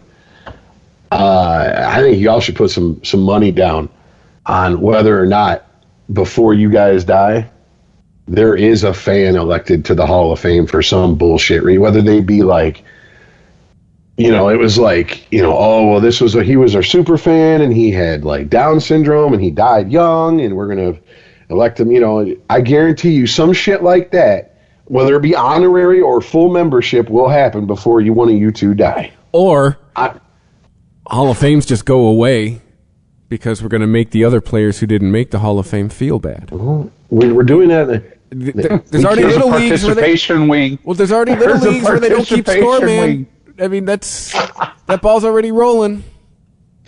No, I'm with Rich, though. I'm going to put money on that. That's what I'll put money on. There's going to be a participation league in the Hall of Fames. All of them. Is the John 3:16 guy going to get in posthumous, whatever, after he dies?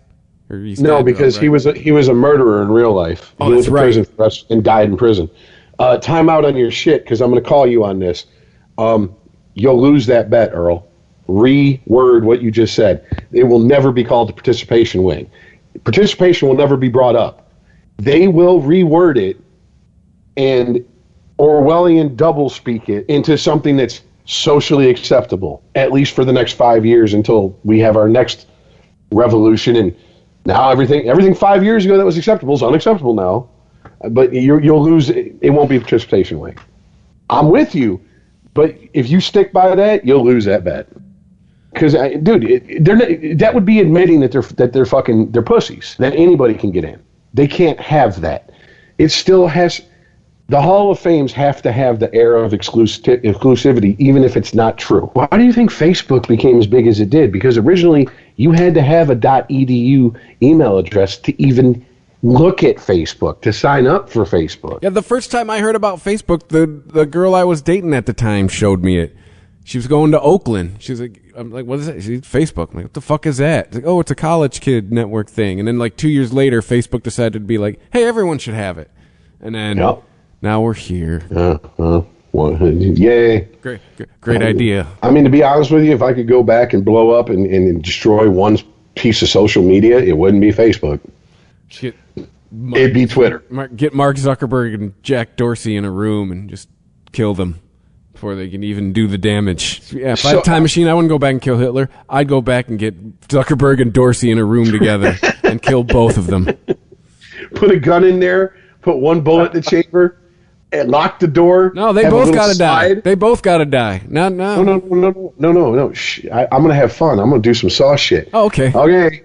One of y'all got to kill each other, and then when he finally kills the other one, the door opens, and I'm standing there with a gun and go, hey, the enemy of my enemy, he just dies second. Boom! Yeah. Blow his head off. Problem solved. Hey, now you're a murderer, and you just got the death sentence. Boom. Yeah, but then I hop back in my time machine and go into where the statue of limitations are up. I'm like Demolition Man. I'm gonna wait for the murder beef statue of limitations to be up. I'm gonna get frozen. Me and Wesley Snipes gonna break out the year 3000 and run this shit. The good news is if you take out Zuckerberg, you also take out Instagram, because Facebook bought Instagram. You take out quite a bit. I did a deep dive just through pure fuckery on the internet the other night, and I got stuck in a fucking hole going down about corporations that own other corporations and how this is, like, it's not hidden from the public, but they don't advertise it. You know what I'm saying? Like, you have to go digging for it, and Facebook owns a lot of shit. They were smart in the fact is when they saw their relevance waning a little bit, they started buying up all the shit that was going to be the next hot shit. That's the smart things they did. Sporgy. ChristopherMedia.net. Whatever you're funny, Peacock's got it exclusively. Bears beats The Office on Peacock. Stream every moment from Dunder Mifflin and explore bonus extras and exclusives. Plus, if you're looking for more classic hits, you can stream every episode of Parks and Recreation, 2.5 Men, and every season of SNL. In the mood for something brand new? Check out Peacock's original comedies, The Amber Ruffin Show, and Saved by the Bell. Whether you're craving a new binge or familiar fave, you can find tons of comedy hits on Peacock. Get started for free at peacocktv.com. The COVID-19 vaccines were developed and tested within stringent guidelines from the U.S. Food and Drug Administration. That this happened faster than usual is due to the urgency of this pandemic and the extraordinary collaboration of dedicated scientists around the world. Hear more from New Jersey doctors about COVID-19 at nj.gov/health/vaxfax. That's nj.gov/health/VAXFACTS. Whatever you're funny, Peacock's got it exclusively. Stream classic sitcoms like The Office, Parks and Recreation, and 2.5 Men. Plus, catch Peacock original comedies like AP Bio and Saved by the Bell. For all your exclusive comedy faves, go to peacocktv.com and get started. The COVID-19 vaccines were developed and tested within stringent guidelines from the U.S. Food and Drug Administration. We had independent scientific reviews from a data safety monitoring board. Overwhelmingly, it's safe for you. Hear more from New Jersey doctors about COVID-19 at nj.gov/health/vaxfax. That's nj.gov/health/VAXFACTS. ChristopherMedia.net. Sporgy.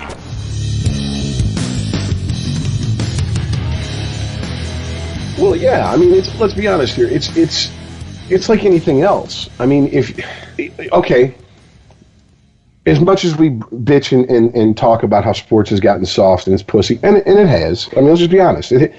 I've yet to see anybody who's younger than me that I show old sports games to and say, this is what I grew up watching.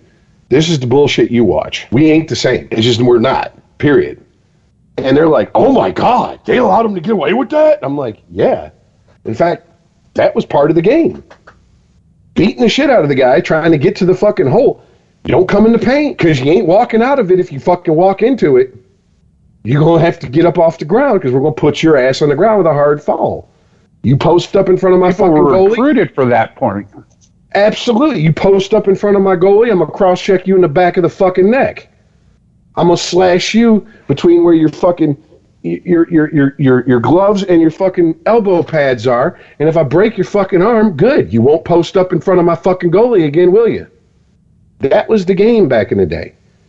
I mean, even in the last 10 years, you can't even run over a fucking catcher coming into home plate anymore. Like, you show that to someone who's in their like early 20s, and they're like, you can run over the catcher? Oh my God. And I'm like, what? Yeah, he's got a bunch of pads on. He can take it.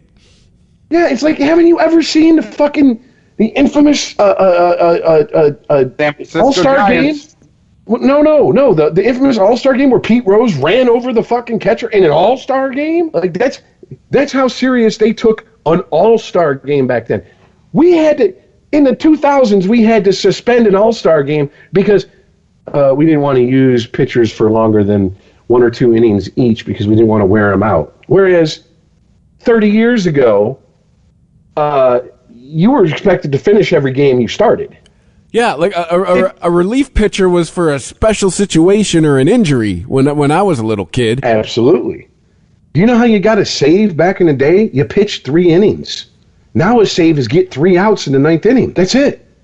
Like Mike Henneman was, the Tigers closer who had the most saves, and he ain't had shit compared to anybody from the fucking modern day once we started having specialists come out of the bullpen. I mean, dude, think about it. You got 25 minutes. You got 5 fucking, or you got 25 people on a baseball roster. You got 5 fucking starting pitchers in your rotation, so you're down to 20. You need to field 9 people. Okay, now we're up to 14. All right, so that gives you 11 fucking spots to play with. Back in the day, that bullpen wasn't fucking 15 or 8, 9, 10 people deep. More people were on the bench in the dugout than were waiting in the bullpen to be called in. And just like you said, it was very much a specialist situation. Lefty on lefty, injury, unexpected something, come in and finish the game. And once again, if you came in, you were expected to finish the fucking game. There was none of this bullshit to come in, see one pitcher and you go sit, or see one batter and go sit down. That is not how baseball worked. A lot different than now these days. I'm just thinking about it. Like, didn't they make the new rule that if a pitcher comes in, because they were doing that shit so much teams were using it as a way to throw guys off, like switching pitchers every batter. The Yankees used to be notorious for doing that. That's why any fucking Yankees game took 3.5, 4 hours to play. Yeah, but I mean, every sport has New that. World. Every single sport has that. Hockey, baseball, basketball. Look, I get it, man. If you're trying to fucking get the most out of your athletes that you're paying a premium dollar to get out there and play, you don't want them going out there and walking into a fucking buzzsaw of a situation. I understand that.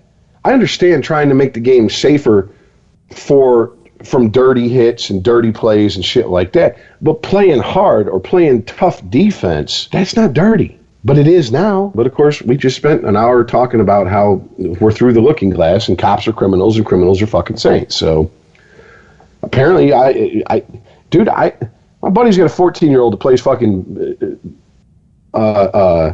football. His team went undefeated last season. I'm like, bro, I got to go to one of your games. I want to see how this fucking high school football is, because it can't be like what I remember. It's got to be even more pussy and soft than the NFL is now. Everyone's wearing flags. Something. I mean, it has to be, dude. There's no way. There's no way. Even the shit you were getting away with playing fucking for RU in high school, Earl, there's no way you're getting away with that these days. No.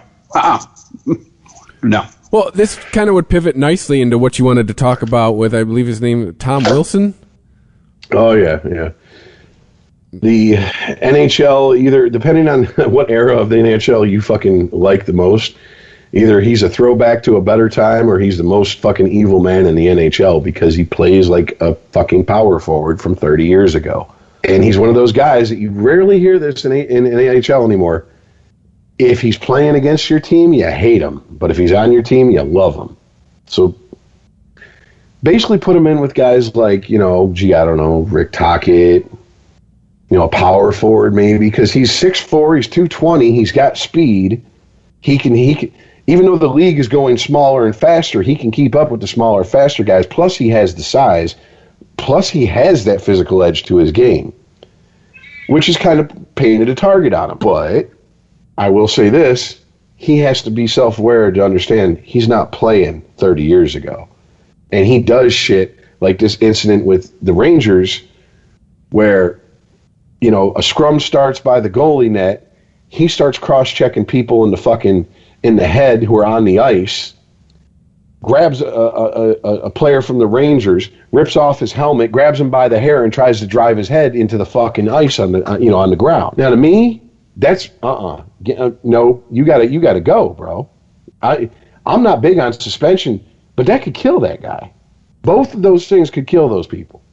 Yeah, this guy's going to catch some charges. I mean, the things you described, like, man, you do that on not a hockey rink, you will get arrested. And by the way, there's precedent for it. Marty McSorley's stick swinging incident on Brashear, Todd Bertuzzi on whatever I can't even think of that one. Whatever his the cross check to the back of the name. No, he punched him in the back of the head, and the guy went down, broke his neck. Like, go watch that play. Yeah, it looks like he got sucker punched because he did, and he went down in a heap because that's usually what happens when you get sucker punched and you're not prepared for one. But his neck was broke. I was thinking about that. It's like, what were you thinking about? Wasn't there a Bertuzzi incident where there was a skate and a throat involved? Like, that's the one where I can't. No, that's the goalie that was. I forget his name. He was playing for the Sabres. Ugh. And yeah, that's what made him start wearing throat protectors and shit. Because they once again, I can't even talk about it. They didn't have it. Yeah, if it wasn't for the fact that the trainer knew exactly where to put pressure, he'd have been dead on that ice. Because it hit an artery. Ugh. It was. I remember clearly, blood was shooting out feet away from him from his neck. It was like someone was squirting it out of a bottle. Like, you ever see those horror movies and someone gets their head cuts off and blood squirts out and you go, that's bullshit. I'm starting to think it's not. Starting to think it's probably what it looks like when you get your head cut off. Man. Oh, I know I brought it up, but I'm getting lightheaded. Oh. Well, anyways, So Tom Wilson, Tom Wilson does Tom Wilson shit. And, he plays for fucking Washington, New York, they're not fans of each other as is. So the league steps in. He gets, I think he got a total of 17 penalty minutes, which is 5 for fighting, even though I don't know who he fought, 2 for instigating or roughing, and 10-minute game misconduct, which gets you thrown out the fucking head, gives you the gate for the night, and a $5,000 fine. The Rangers, in my mind, let me back up a sec. I'm going to preface everything I'm about to say with this. I don't like the way the game is officiated and the rules that are enforced in hockey these days. I think it's made the game less entertaining. It's made the game to where you have a bunch of prima donnas out there skating around like fucking like figure skaters afraid to touch each other. And there's no excuse for it. You can say, well, it helps scoring. It doesn't. Look at the 80s. Look at the heyday of Gretzky, Lemieux. They were fucking having to play against guys like Bob Probert, Joey Kocur, Jeff Bukaboom, Ken Danico. Those motherfuckers, you weren't getting by them. Yeah, you weren't getting by them without a fucking fight, literally and figuratively. And so, the Rangers, in my mind, are like, if this is the set of rules that you have made for the NHL, then set him down for the rest of the season. Because we lost one of our best players for the rest of the season because of his bullshit. Did they make the playoffs? We all know. Oh, yeah. Yeah, he's in the playoffs right now. Tom Wilson is in the playoffs, in the lineup right now. So that's probably why they're mad. Like, game 2 is tonight, I believe. Game 2 between Boston and Washington. Washington won in overtime, I believe, in game 1. So yeah. Oh yeah. And they're like, this is bullshit. This is selective enforcement of rules. And they're like, well, 5,000 is the maximum amount of fine. Okay, well then suspend his ass. He was trying to cause grievous bodily harm to anybody in a uniform that wasn't his. Okay? That, in today's NHL, is a huge no-go. Well, if that's your rules, enforce your rules the same across the board, or just admit you want to be the NBA Part 2 or NBA version 2.0, where there's, and we've already covered this for years and years, but here's another example of it. If he'd have done that to Crosby, if he'd have done that to Austin Matthews, if he'd have done that to Jack Eichel, his ass would be fucking suspended the rest of the season. Connor McDavid. Mm-hmm. I mean, dude, and they spoke out, and NHL goes, oh, well, hope it was worth it, because now your entire organization is fined $250,000. And I'm just like, why am I supporting this sport anymore? They can't even be they can't be consistent on their own bullshit arbitrary rules. Gary Bettman's been the commissioner for like almost 30 years.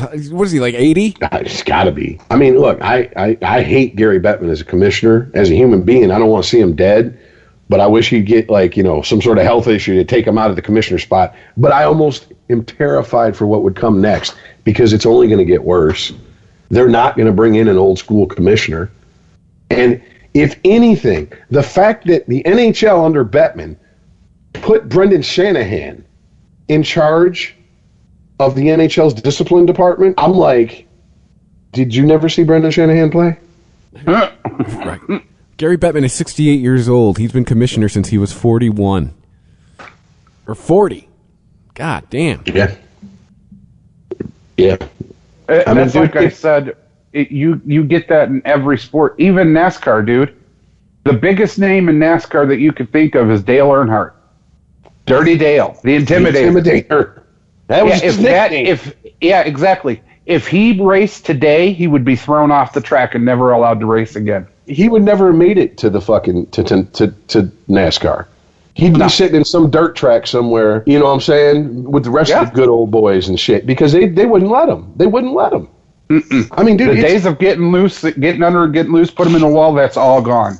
Well, I mean, my point is that Gary Bettman puts fucking Brendan Shanahan in charge of player discipline, and Brendan Shanahan, who was a power forward, who by today's standards was a dirty player because he played hard, completely fucking just turns into the biggest cuck I've ever seen for fucking Bettman, and just starts fucking co-signing on everything Bettman's saying, and I'm just sitting there like, how the fuck could you do that, dude? You are an old school hockey player who played during the periods we're talking about, played against the greatest players to ever, before and since, get on the ice. And you played hard, and all of a sudden they throw you, the NBA or the NHL throws you a bone.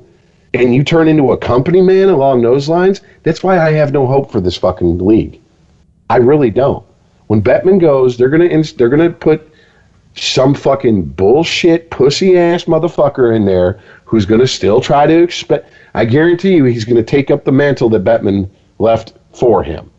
They're gonna keep trying to expand this fucking sport into areas that don't even have ice. Phoenix, Florida, the southwest of the fucking country, okay? And continue to water it down as far as, you know, the physical play to pussy it up. And it's going to be like, dude, I you know why I'm watching the playoffs this year? Because Boston and Washington are playing each other. That's the only series I have any interest in so far out of all the first-round matchups. That's it. Why? Because they hate each other. And I'm going to get to see some good fucking physical hockey. It ain't just about winning. It's about beating your fucking opponent completely because you hate them. And ultimately, we can say all the bullshit we want and say that, oh, no, that's not right. No one tunes out when the Eagles and the Cowboys played in the 90s. No one tuned out when the Red Wings and Avalanche played in the 90s. No one turned the TV off when the Red Wings and Oilers played in the 80s. The Broad Street Bullies were drawing on the road simply because of their reputation of being a hard-nosed fucking team. I mean, there it is. And so I'm just like, okay, great, wonderful. So we've now arrived to the point where rules are not only just selectively enforced, and suspensions are, well, I guess, do you like the guy? Then don't suspend him. Do you not like him? Well, then fuck him, suspend him. Because I can't think of anything else. Because Tom Wilson has a history of this shit. And just to be brutally honest here, if Tom Wilson was playing 30 years ago, he'd probably be one of my favorite players. I mean, I like what he brings. I like the fact that he's that much of a competitor, but you're not playing people who are on your level anymore. And he's not even 30, guys. I think he's like 29. He might be 30. He's been playing for a decade. He might be in his 30s now, like early 30s. You know what I'm saying? Like, and the guys that are his same age and younger, they're not used to playing against guys like this. I mean, his first practice with his minor league team, his first shift of his first practice, this is what he did. He got on the ice. He started throwing body checks. He posted up in front of the fucking goalie to screen for the goalie for a fucking shot from the point. He had a shot on goal. This is all one shift. One shift, his first shift, by the way. Had a shot on goal and a fight. When he got out of the fucking penalty box and skated back to the bench, even the guy he fought was like, that's a motherfucker I want to go into battle with. Because he goes, this is fucking practice, and he's out there playing like it's Game 7 triple overtime. That's the motherfucker that fires up your team. That's the motherfucker that goes out there when he sees you playing on a Wednesday night, on you know, your second of back-to-back-to-back games, and you're fucking dragging ass. He goes out there and fucking throws a couple big body checks, makes a couple big fucking physical plays, and gets you fired, gets the team fired up to go out there and win the goddamn game. But that's the place for those type of players in the NHL is minuscule compared to what it was. And he's a throwback to a time that doesn't exist anymore. And I don't want, like, if the NHL's discipline was across the board the same no matter who, I wouldn't have as much of a problem with it. I might have a problem with how long they can fucking, suspend someone or how much they can fine them, but ultimately I wouldn't have a problem with it. But this, dude, he goes out there, he does this shit, he gets a $5,000 fine, thrown out the game. The team that he was viciously attacking, they come out and say, this is some bullshit, and they get fined $250,000? I mean, do we need any more proof that we live in a world where people think words are more harmful than a punch? Right. That's all you need to know right there.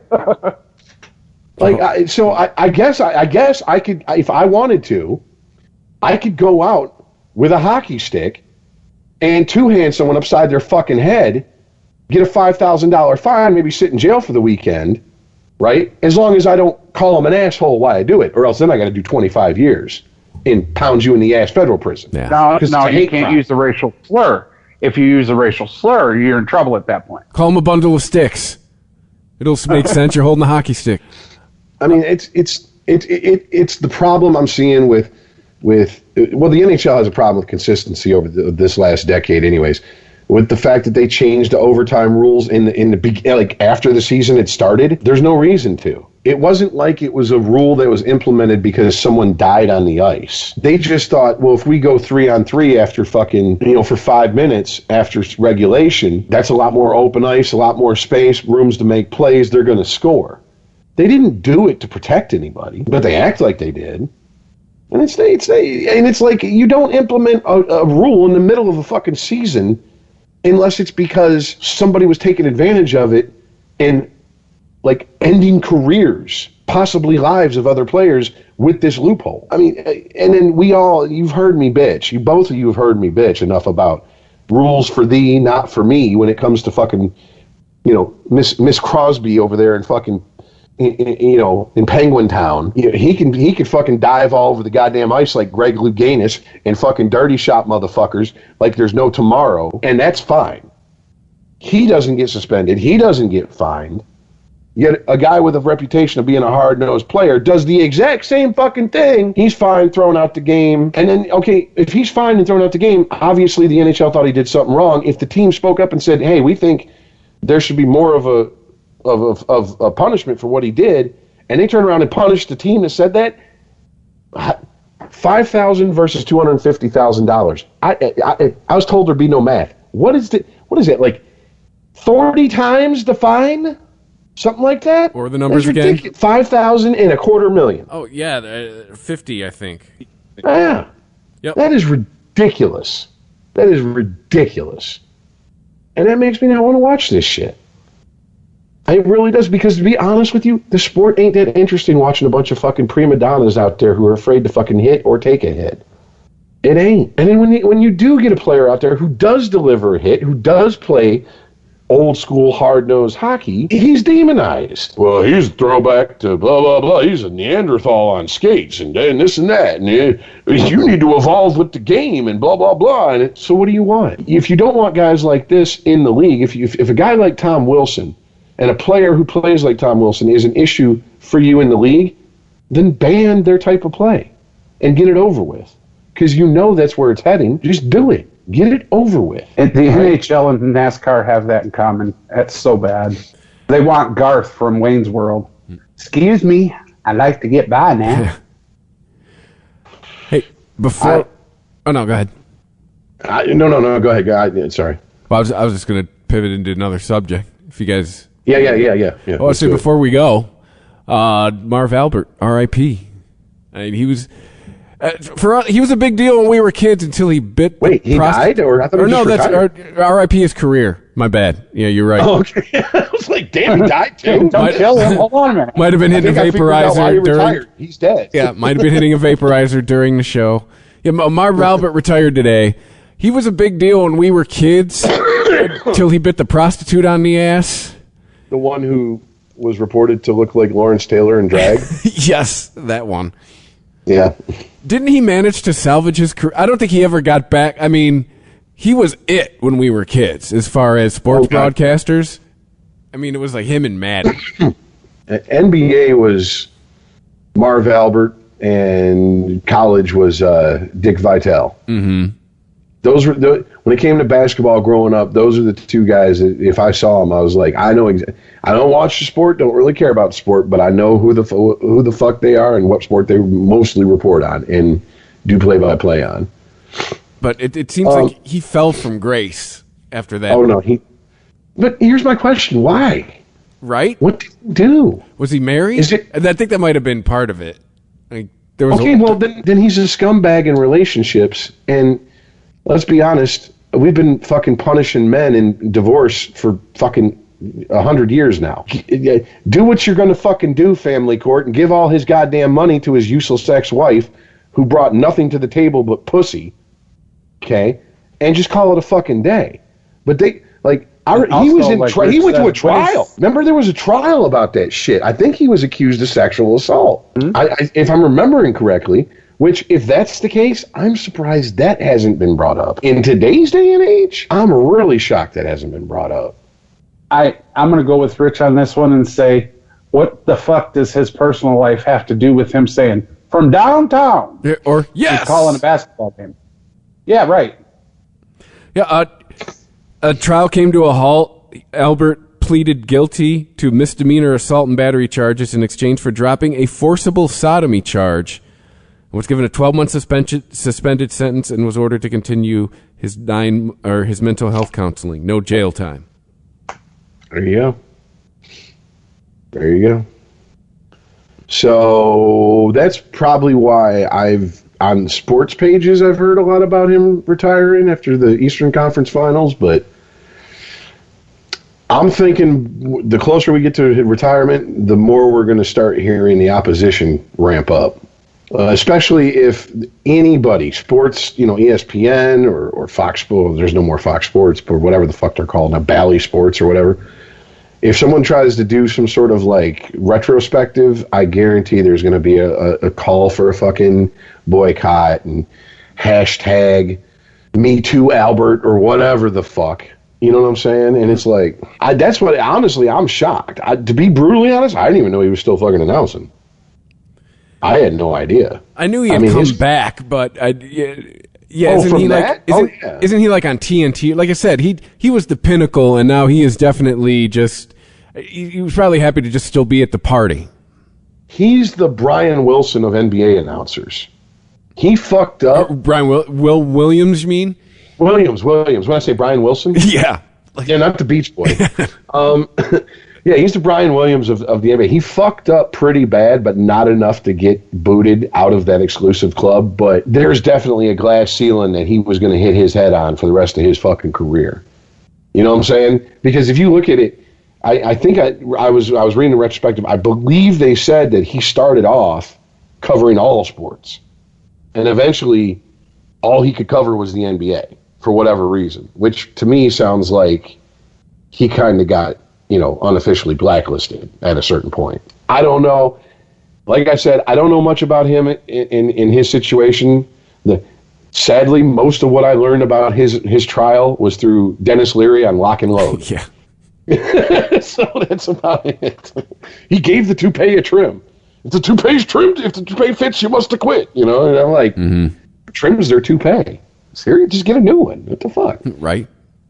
But yeah, but once again, all that bullshit aside, here we go. This is proof. This is someone we grew up watching on TV, and he wasn't an old man when we were kids. He's an old man now, and this is the old guard waving bye-bye. Because Dick Vitale's done after he's done now, isn't he? I thought this wasn't his last season doing NCAA basketball. Sure. I swore I heard something about Dick Vitale is retired. I thought he was dead. He's not dead. No. You've heard about that. Hold on. No, he's not dead. No, he's 81. He's close. Yeah. Yeah, I'm sitting here looking at his shit here, and kind of looks like, let's see. He is signed with ESPN through the 2021-2022 college basketball season. Okay, so next year. See, I knew I'd heard something about at least his contract or something was up. Oh, I didn't know this. I should have, I guess. Well, why should I? I was 2. He was the announcer for the Pistons, 78-79. Yeah, I always knew he'd had some kind of Detroit connection.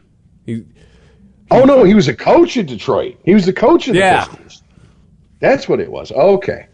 All right. Like, there's always been a lot of love for him around here. Yeah, he coached at U of D from 73 to 77, then 78 to 79 the Pistons. Rutgers before U of D, and 2 high schools before that. So, okay, all right, fair enough.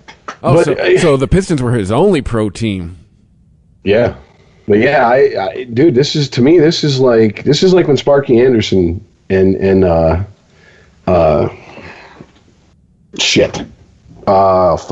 Schembechler, or I'm trying to think of some announcers, like some other announcers that are up there. Like, when they died or retired, it was like, wow, time stands still for no one for real. Because think about it, dude. We're probably going to see fucking oh shit, brain fart. What's his face? Joe Buck. We're probably going to see Joe Buck retire in our lifetimes. Oh, for sure. You know what I'm saying? And I remember when he was like the fresh-faced guy. Yeah, when he was Jack Buck's kid. Yeah, exactly. No one called him Joe Buck. He was your Jack Buck's kid. Now, for me, though, what made me feel, well, a lot of things make me feel old nowadays, but the NBA Hall of Fame ceremony, like, a lot of those motherfuckers were playing when I was an adult. Like, that went in yesterday. Tim Duncan, Kobe Bryant. Like, damn, you're already old enough to, oh, whatever, I'm 42. Dude, I fucking was looking at by the way, I just want to apologize because apparently for 5 fucking years on this show, I've been saying this man's name the wrong way. My defense is I was talking to a person from Europe about him the first time I heard about. Apparently, it's not in Europe. They don't call words with a Z. They don't pronounce Z. They pronounce it Z for whatever reason. And Zdeno Chara. I thought he was saying Zdeno Chara. Zdeno. Apparently it's Zdeno. Not Zdeno, Zdeno. So I've been saying the man's name wrong on the podcast. Well, you're canceled. That's it for you. Yep, I know. But yeah, dude, I remember in '97 picking up a hockey news, and it was him and Ziggy Palffy on it when he was drafted by the fucking the Islanders when they had the Gordon's Fisherman fucking logo on their jerseys and shit. Like, dude, that's almost 25 fucking years ago, and like. He's still playing, but he's like very much at the end of his career. And it's like, dude, I was an adult when he was a fucking rookie. That's what I'm saying. Like, I had a kid already. You know what I'm saying? Like, it's different when you see people retire. Like, I'm an adult, and this guy played when I was a kid. Now, there are people retiring from sports that were adults when I was an adult. Yeah, what's going to be really scary is, and I'm already at this point with football, so are you guys for the most part. But when like baseball and shit, when you start seeing guys who are going into the Hall of Fame, and you're like, wait a minute, did they even play long enough to be in the Hall of Fame? How long did he even play? And then you go look it up, and you're like, oh my God, he played 15. It's been 15 fucking years. Like, it's been 17 years since LeBron James entered the NBA. Yeah, man. 17 fucking years, dude. That's not old for a house. That's old for a fucking, that's a long time.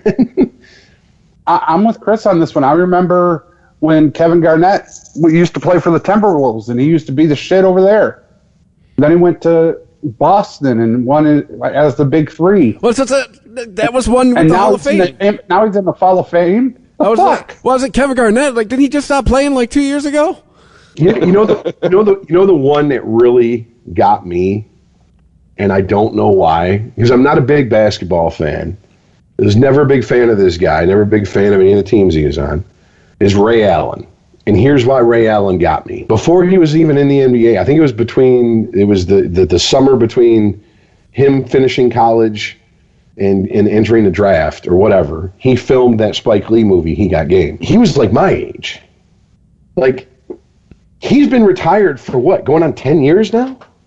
Dang. He's like 45. He's 45. And I'm like, I looked at this dude as like a contemporary, and he's considered ancient in the fucking, in the sport of basketball now. And I'm just like, that fucks with me. And I don't know why. I really don't. Like, the only thing that come close to fucking with me that much was when I bought my first fucking hockey video game after Bob Probert retired, and I couldn't have him traded to the team that I was playing. I was like, this is weird, because my entire life on video games, his career started in '84. He retired in 2002. My entire life playing hockey video games, Bob Probert's been in them. No more. And it's just like, that bothered me. Rich starts looking like that kid looking for fucking cheat codes on the internet to get Bob Probert on the game. Bro, this is no bullshit. I'll just make him. Fuck it, I'll make him. This is no bullshit. You're close. If he hadn't have died, this wouldn't have happened, though. But there was enough of a fan support for them to include him in the Legends teams and stuff. And he's rated they went off his best season. He was like an 87, 88. I mean, and you go back to the 87, ironically, the 87-88 season where he had his best season. Not many people remember this about the man. He was the Red Wings all-time single-season playoff point leader for almost a decade. Like, more than Yzerman. More than fucking Mickey Redmond. I mean, up into the mid-90s, no one scored more points in a Red Wings playoff run than he did. And he scored, and he had like, it was like, I think 22 points. So that's more points than anybody, and the Red Wings are an inaugural team in the NHL. That's because no matter who was on fucking ice, when the fucking puck was scored, there was always Proby throwing somebody into the board to get people out of the way. It's just, it sucks. I did find this out though. My buddy Eric from Philly, he played against Sheed Wallace in fucking high school. Oh, no shit. Yeah. Sheed's from fucking Philly. He's like dumb as a box of rocks. It's a good thing he could ball. I was like, damn, dude. He's like, no, seriously. He's on the court. He's a magician. Talk to him afterwards. It's like pulling teeth in the middle of a conversation. Like, wow, okay. So, yeah. But, I mean, he's 47. My buddy who played against Sheed. That made me feel old. Like, didn't she just get traded, like, here 10 years ago?